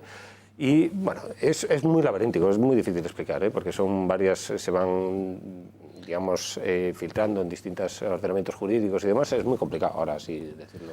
Pero básicamente lo que me interesa, Pedro, es que los espectadores sepan que en un momento se reclamó y se reivindicó el 12 de octubre, y hoy el proceso al que estamos asistiendo es todo lo contrario, a derribar estatuas de Colón, esto es importante, aunque sea a reivindicarle el Día de la Resistencia Indígena, en fin, la bandera esta indígena con la que Izquierda Unida saluda todos los 12 de octubre y que ponen ese eslogan de nada que celebrar. Es decir, estamos asistiendo a todo lo contrario. En los años 50, no solo en Argentina con Perón, que reivindicaba la hispanidad, sino en otros muchos pueblos y naciones hispanoamericanas, era de circulación habitual que esto era una idea que reivindicar y una idea que honrar. Bueno, uno de los movimientos que precisamente ha promovido lo de la fiesta indígena, vamos, la de la, ¿cómo se llama? ¿Cómo lo llaman? Día de la Resistencia Indígena, ha sido el socialismo del siglo XXI. Esto lo ha, digamos, puesto, lo ha puesto... A mayor gloria de los Estados Unidos, como antes Chávez decías tú. Sí. Claro, efectivamente, Chávez había derribado una estatua de Colón en un cierto lugar una vez y había dicho, se había declarado él a sí mismo como indio alzado. Claro, es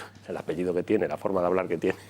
Y lo de indio, pues dice, pues vaya indio. Y Kirchner también derribó una estatua de Colón en Buenos Aires. Iván. No, algunos comentarios. Yo creo que el socialista que te referías podría ser Araquistain, quizá, ¿verdad?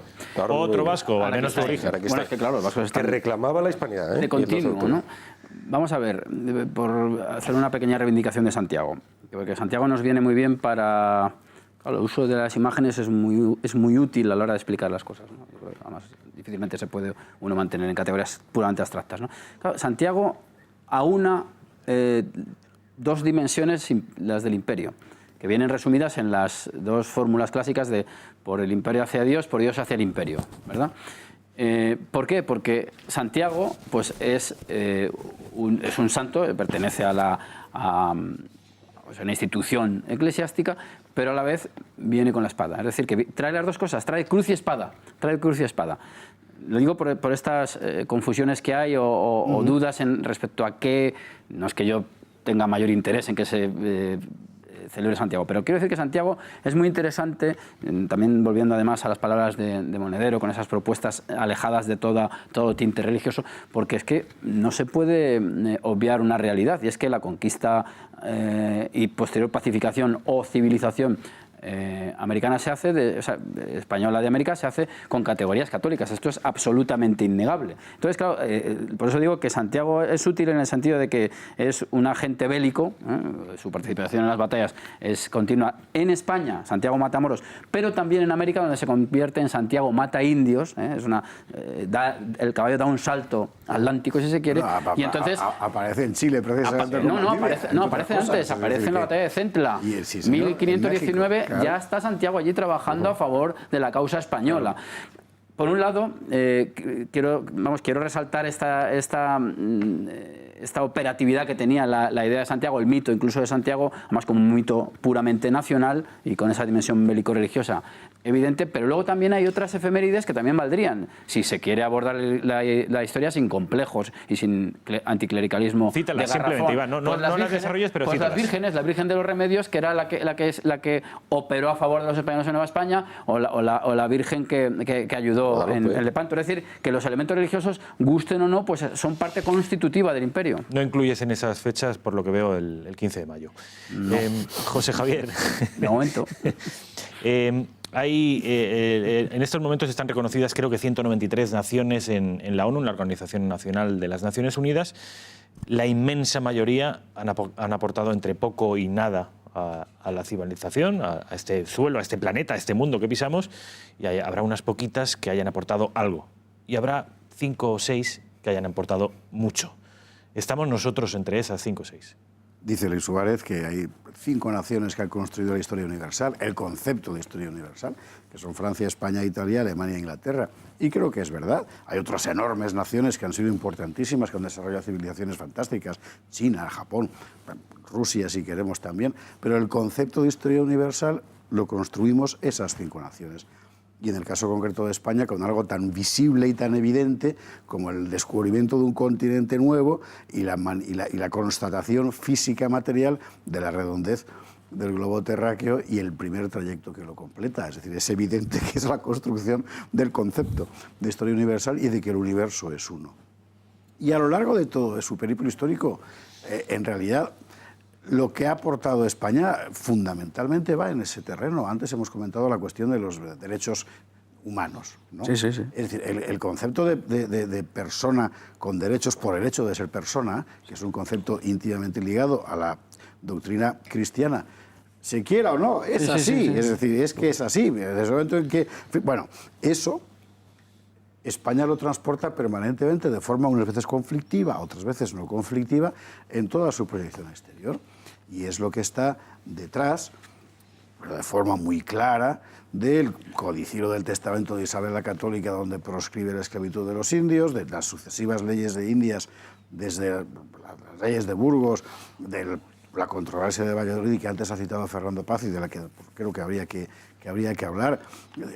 Es que había una auténtica legislación laboral para los indios, por ejemplo, dentro de las leyes de Indias, ¿no?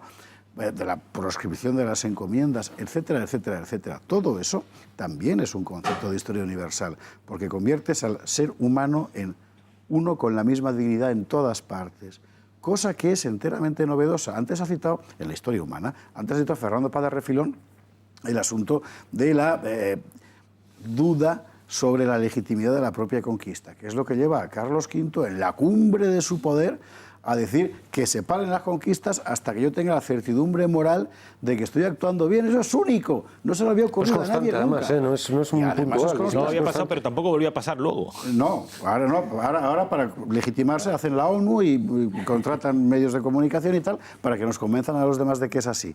Bueno, y creo que eso es un perfecto ejemplo. La prohibición de esclavizar al vencido, como hace Isabel la Católica en el codicilo de su testamento, es una auténtica revolución conceptual. Es que para una persona de 1499, 1500, 1501 era incomprensible, porque la esclavitud formaba parte de las instituciones socioeconómicas convencionales. Entonces, ¿por qué yo no puedo si he ganado? Todos los demás tienen. Y de la prehispánica, eran sociedades esclavistas todas. Todas, efectivamente. De hecho, muchos de los esclavos que incorporan los españoles, no vamos a negar el fenómeno de la esclavitud en el orbe hispano, Venían son esclavos de casa. heredados, son digamos, esclavos legales. Es la razón. Y los que se permiten, una postilla muy rápida, teóricamente, salvo el que se sale de la ley, eso es incontrolable, son aquellos que son hechos prisioneros de guerra, rebeldes. La esclavitud refleja que está en todo el ámbito mediterráneo. En Roma había esclavitud. En Roma, en el Vaticano, en los Estados Unidos. José Javier. Una de la democracia. Termino efectivamente, porque vamos a poder hablar mucho más de todo esto. Todo eso es lo que aporta España objetivamente.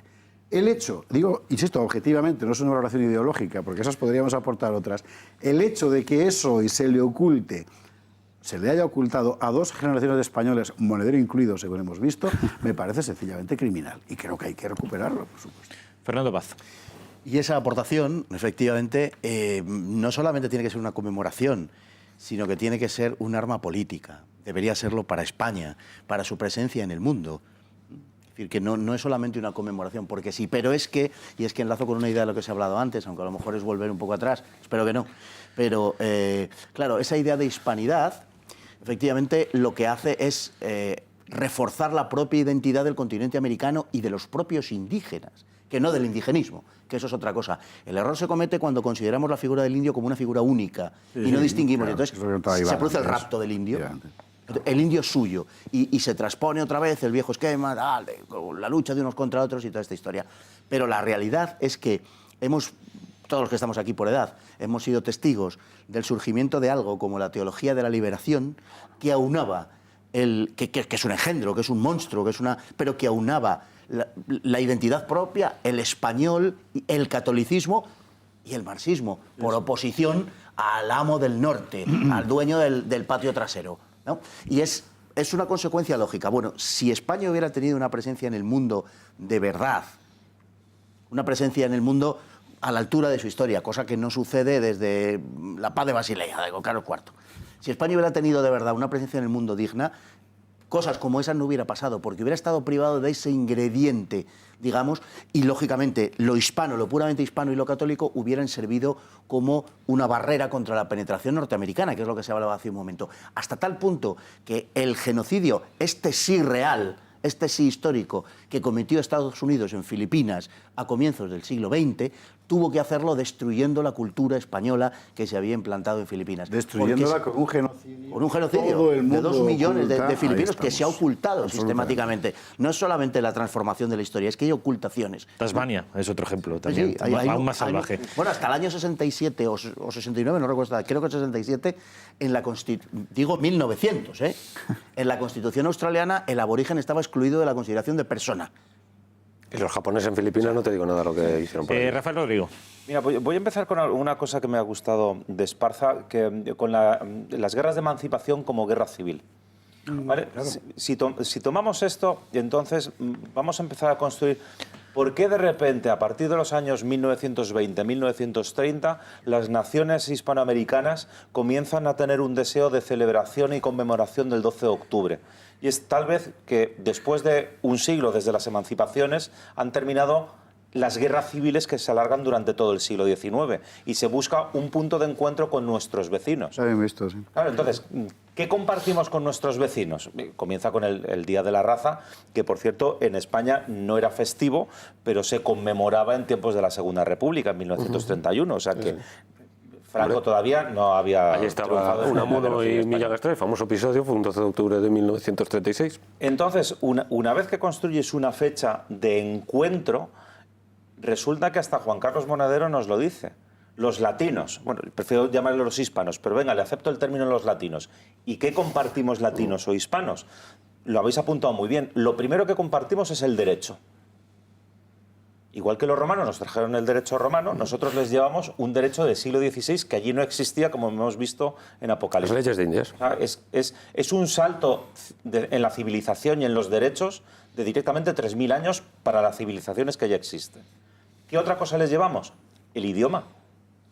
¿Dónde hemos visto? Yo por lo menos he visto en varias ocasiones en las redes que empieza a haber una hispanofobia en los Estados Unidos de personas que agreden por lo menos verbalmente a dos personas que están hablando en español.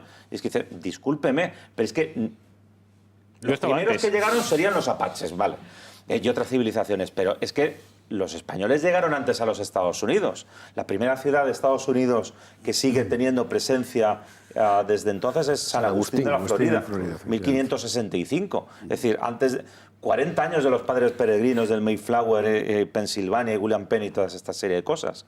Entonces, hay que ver, por un lado, qué podemos celebrar, cuántas universidades fundaron británicos, franceses, alemanes, belgas. Sí, yo hice el cálculo en la Cruzada del Océano, es una cosa muy impresionante. Y además, ¿sabes la lista?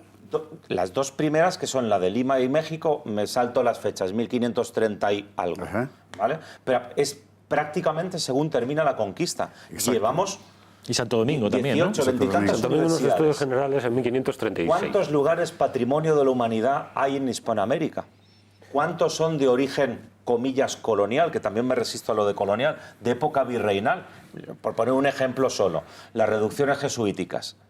Entonces, a lo mejor es que los españoles, sí es cierto, primero conquistamos, pero una vez que conquistamos, administramos y llevamos un periodo de crecimiento de 300 años que no han vivido esas naciones. Hay una carta muy ¿Sabéis interesante cuándo se de funda la Humboldt en primera, México, la cuando primera hace su expedición universidad por Nueva España? en Brasil? ¿La primera universidad en Brasil?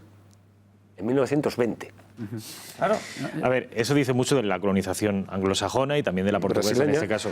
Porque la colonización anglosajona es heredera de la portuguesa. Y son países... Explotación de católicos, industrias. Esto es importante. Sí, pero era tipo factoría y era Sí, otra cosa. claro, no tenía ningún Es tierra y mar, es Roma y Cartago. Es que- eso es claro. es tipo fenicio. Es que eso sí Sirios puede y ser troyanos. considerado imperialista, no que hacía España, que era imperial, que es otra cosa. Pero lo portugués efectivamente es Cartago. Y nosotros seríamos Roma. Nosotros somos Roma. Pues Inglaterra y es el Portugal concepto son legal, Cartago. absolutamente. Son fenicios, más que Cartago incluso, porque Cartago penetraba algo. Es la diferencia que hace... Es que Cartago es una colonia Cartago fenicia. fundó Cartagonova, por ejemplo. La diferencia entre imperio Sí, lo sé. depredador y imperio generador. yo quería... Te doy la palabra enseguida, Iván, pero te advierto que me gustaría que enlazáramos ya. En Ciudad Real. Pero no entraba Pedro, en un nada. segundito. Eran- Fernando, perdón, no me habléis paralelamente al debate. Te voy a dar la palabra, Iván, pero me gustaría también que empezáramos a enlazar sobre los superhombres españoles, casi los superhéroes españoles. Bueno, Además, has escrito recientemente un libro precisamente dedicado a uno de ellos, a Hernán Cortés. Bueno, superhombres. Yo pienso que lo que convertía, entre comillas, lo de superhombres, por supuesto, aquellos hombres en lo que acabaron siendo, aparte de las cualidades personales, evidentemente que las tenían algunos, no todos, son las instituciones de las que venían provistos. Es decir, cuando aquí ya lo hemos tocado la cuestión relativa a la fuerza bélica de los españoles, que, como hemos dicho, pues el músculo se lo aporta la población indígena que va liberando. Idea que es polémica, pero que no hay por qué eludir. Cortés, y no lo digo yo, lo han dicho ya otros previamente, es un libertador de pueblos, liberándolos de la opresión méxica. Esto es muy polémico, pero creo que conviene decirlo. Las victorias no vienen dadas por un aspecto puramente numérico, sino por aspectos tácticos. Y eso ya son cuestiones institucionales, entendiendo la institución de un modo muy concreto, ¿no? Y eso es lo que permite a estos señores pues imponerse en una realidad dificilísima, porque... Ordenarla. Ordenarla, porque un individuo con la fuerza de su grupo únicamente hubiera quedado completamente neutralizado a las primeras de cambio. Lo que convierte a Cortés, por ejemplo, que yo creo que Cortés es importante porque es el que fija, a mi juicio, el canon conquistador. De hecho, muchos de los posteriores conquistadores se miran en el espejo de Cortés. ¿Por qué? Porque es el que ha triunfado, es el que realmente ha sido capaz de desbordar. Él se fija en otros previos. Efectivamente, él se fija en otros previos, incluso, y esto es muy importante decirlo, que él ha conocido a través de romances o de leyendas. Estoy pensando claramente en Alejandro. Y es que cuando uno lee a Bernal, se da cuenta de que Bernal habla de Alejandro con cierta naturalidad, un Alejandro, por supuesto, filtrado por los romances y lo que se quiera, pero quiero decir que ellos eran émulos de hombres de la antigüedad. Era su mundo mental. Claro, era su mundo mental. Y eso es lo que los convierte en héroes. En los libros de la gente de los tercios, los que escribieron, Y lo que los convierten en superhéroes es mirarse en héroes clásicos que a la vez se miraban, Es que, claro, si Cortés se mira en... Esto se olvida a veces, y que hay que subrayarlo, es bonito además de subrayar. Cortés se mira en Alejandro, pero es que Alejandro se mira en Aquiles. Entonces, claro, el arco, digamos, heroico está ahí descrito, yo creo. Si Alejandro se mira en Aquiles, puede que no llame la atención, pero sí que puede llamar la atención, a juicio del relato del negro legendario, que un hombre como Cortés, se supone que un hombre de acción, un tipo cruel, bruto y salvaje, tuviera las suficientes lecturas como para venir empapado. Es que Cortés ganó más, Cortés yo creo que se puede decir que ganó más con la pluma que con la espada. Absolutamente, o sea, es muy interesante este asunto. El lema de los Pedro, te voy a dar Reyes enseguida la palabra. Quiero que veamos precisamente sobre los héroes, y me lo acabas de comentar tú, a Salvador de Madariaga, de nuevo, hablando precisamente sobre aquellos conquistadores españoles y la pasta de la que estaban hechos. Uno religioso, llamémosle así, y otro militar, también llamémosle así. El religioso empieza con la Reforma. El luteranismo y el calvinismo establecen dos focos de antihispanismo en Europa primero, y luego, a medida que va aumentando fabulosamente el éxito de España, en todo el mundo. Y el otro, el militar, porque España ha sido hasta hace muy poco el país más estratégico del mundo, y todavía desde muchos puntos de vista quizá uno de los más estratégicos, porque todo país que está situado, un país que está situado como España, dominando el estrecho de Gibraltar, tiene que ser un país que todo el mundo considera, teme y, si es necesario, odia, porque el odio es una cosa que se puede fomentar. De ahí viene este mito que además ha establecido la idea completamente contraria a la realidad del nórdico contra el hombre, el europeo del sur, poniendo al europeo del sur en inferioridad, pero es una cosa conocida que sin el sur, sin el Mediterráneo, no existiría una civilización europea. Y en cuanto a los hechos históricos, si se va a estudiar de una manera concreta los hechos históricos, yo mantengo y desafío a cualquier historiador que me demuestre que estoy desacertado. Yo mantengo que la historia imperial de España es menos inhumana, más limpia, más desembarazada de todo lo material, aunque llena de errores políticos, pero más limpia, más clara y menos inhumana que la de ningún país civilizado. José Javier Esparza. Es absolutamente así, en fin, y que alguien trate de demostrar lo contrario. Respecto a la cuestión del conquistador como superhombre, un dato que me parece que es muy importante para reconstruir su mentalidad. Así como efectivamente hubo muchas muertes de amerindios por efecto de las enfermedades, las muertes entre los españoles llegaban a extremos asombrosos. La expedición primera de Pedreras de Ávila muere el 50% de la gente en 2 meses, porque las enfermedades tropicales eran tan desconocidas para nosotros como las enfermedades españolas para los amerindios. ¿Te puedes imaginar qué mentalidad se le va construyendo a un hombre que, según llega, empieza a ver morir y no sabe por qué a los que tiene al lado, y tiene enfrente a un pueblo absolutamente incomprensible ni en su lengua, ni en su aspecto, ni en su religión, ni en nada? Eso crea un tipo de una pasta muy singular, efectivamente.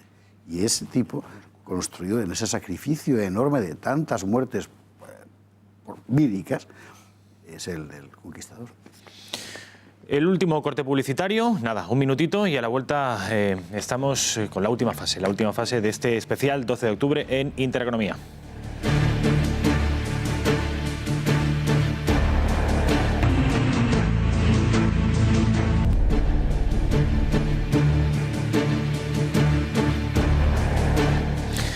¿Se han fijado ustedes en estas cortinillas tan bonitas que han diseñado mis compañeros? Son imágenes del continente americano, y debajo, a mano derecha, pueden ver ustedes una sucesión de las 22 naciones hispanoamericanas que hoy comparten lengua con nosotros y con algunos otros lugares del mundo, como por ejemplo en Guinea Ecuatorial, en Filipinas aún queda algún resto de idioma español, en el Sáhara aún queda hablando español. Hay en algunas zonas de Turquía donde se habla una especie de español de los judíos que emigraron allí en 1492.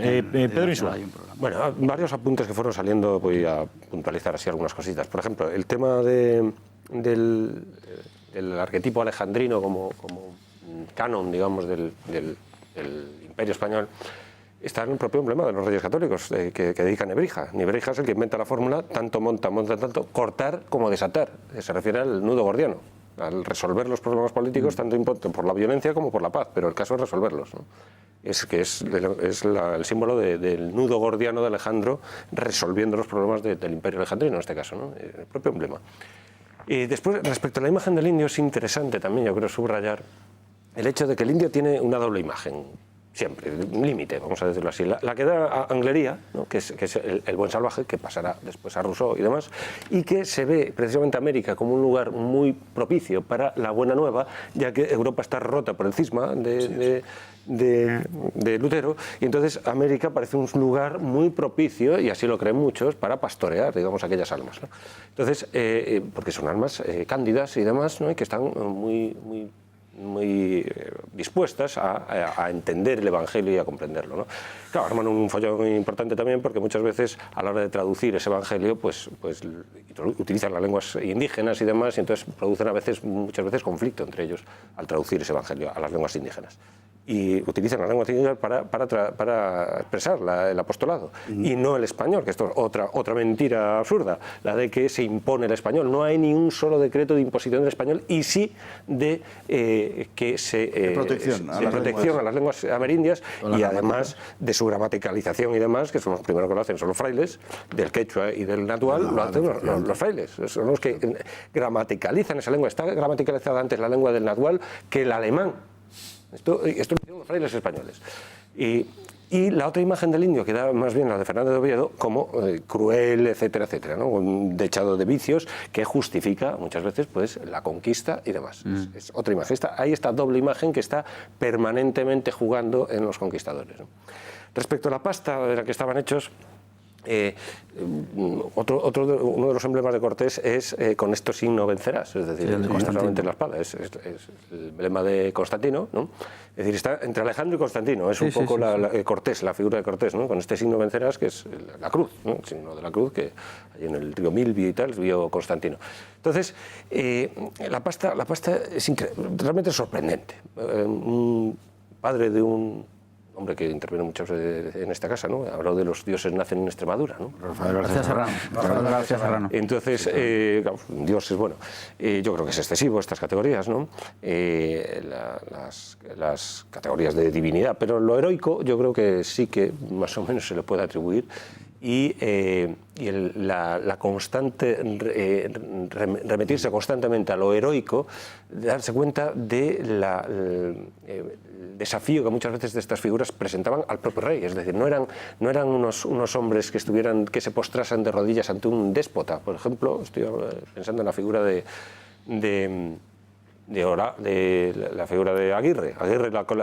López Aguirre. La manera que tiene de dirigirse al rey, son figuras, no son pelagatos ni pelanas en las manos de un déspota, que es otra figura que se proyecta. No. Aguirre, los desafíos que hace al rey, indigno de mí, eres un mal rey, no. Bueno, es una cosa increíble, aparte de ateo. O sea, realmente son figuras sorprendentes. Que no encajan en el... Veo que queréis hablar todos. José Javier, me habéis pedido... La idea de los pero José Javier, un segundito, porque es que nos quedan 6 minutos. Yo solo voy a consumir 30 sois segundos. 5, de manera que tenéis 1 minuto y 10 segundos cada uno. Yo renuncio. Solo esto, Rafael se refiere a la imagen de divinidad que reciben los indígenas. Sí. No, pues yo quería reforzar lo que dice mi compañero y sin embargo amigo Pedro.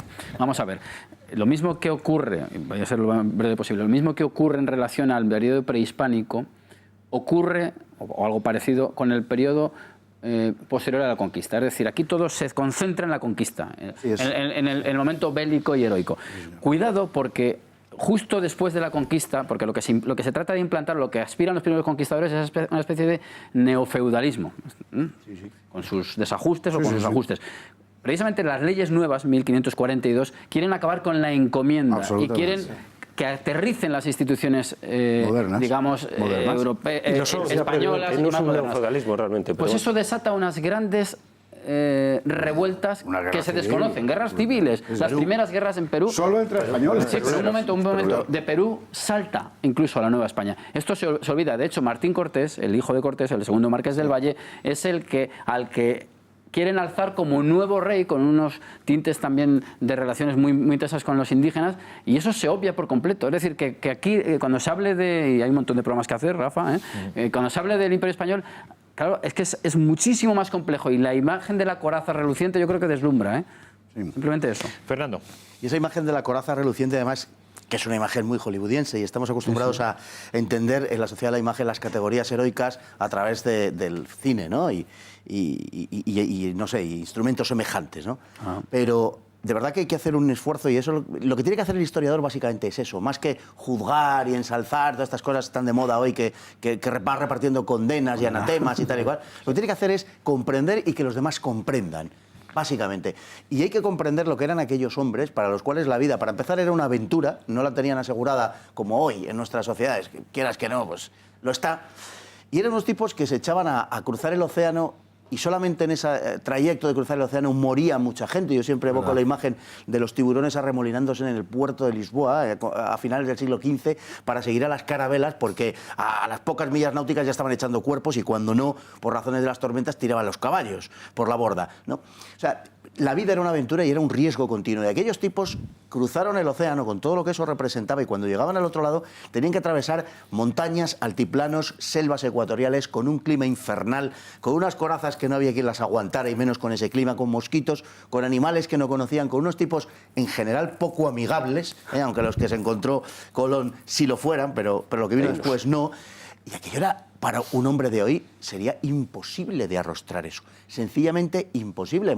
Conocemos, por ejemplo, que unidades de élite militares hoy, o tenidas por tales, si se pasan 2 semanas sin recibir chicle, se vienen abajo moralmente, ¿eh? O sea, y no es una broma. Quiero decir, lo de aquellos hombres era verdaderamente sorprendente. Vale. Rafael. Es que eran absolutamente de otra pasta, era otro mundo. En nuestro mundo la esfera religiosa y la vida cotidiana están separadas, en aquel mundo no. Y por concluir un poco, voy a traer en lugar de qué llevamos los españoles y qué nos trajimos a Europa. Porque claro, si España en América ha quedado reflejada como solo la conquista, los periodos iniciales, ¿y nosotros qué nos trajimos? Claro, la plata.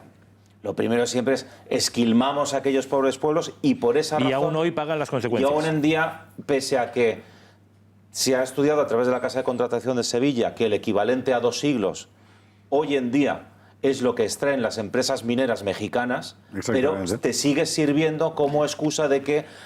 Lo que extraen las empresas mineras mexicanas, ¿en cuánto tiempo? En un año. El equivalente a nuestros 2 siglos. Sí. Aún así, es cierto que esa cantidad de plata fue enorme para el mantenimiento del Imperio Español. Para destruir la economía y para destruir, porque lo mismo Martín de Azpilicueta ya fue la revolución de los precios que comienza en Sevilla. Y luego, por poner un poco el punto más jocoso, ¿y qué nos trajimos los españoles y por qué habría que hacerle un monumento a estos señores? ¿Alguien se imagina el día de hoy sin palomitas, patatas fritas y ketchup? Pues sin españoles en América no hubiéramos traído esos productos. Y el tabaco que se fuma. El tabaco y el cacao. Y la población española de la península no varió apenas.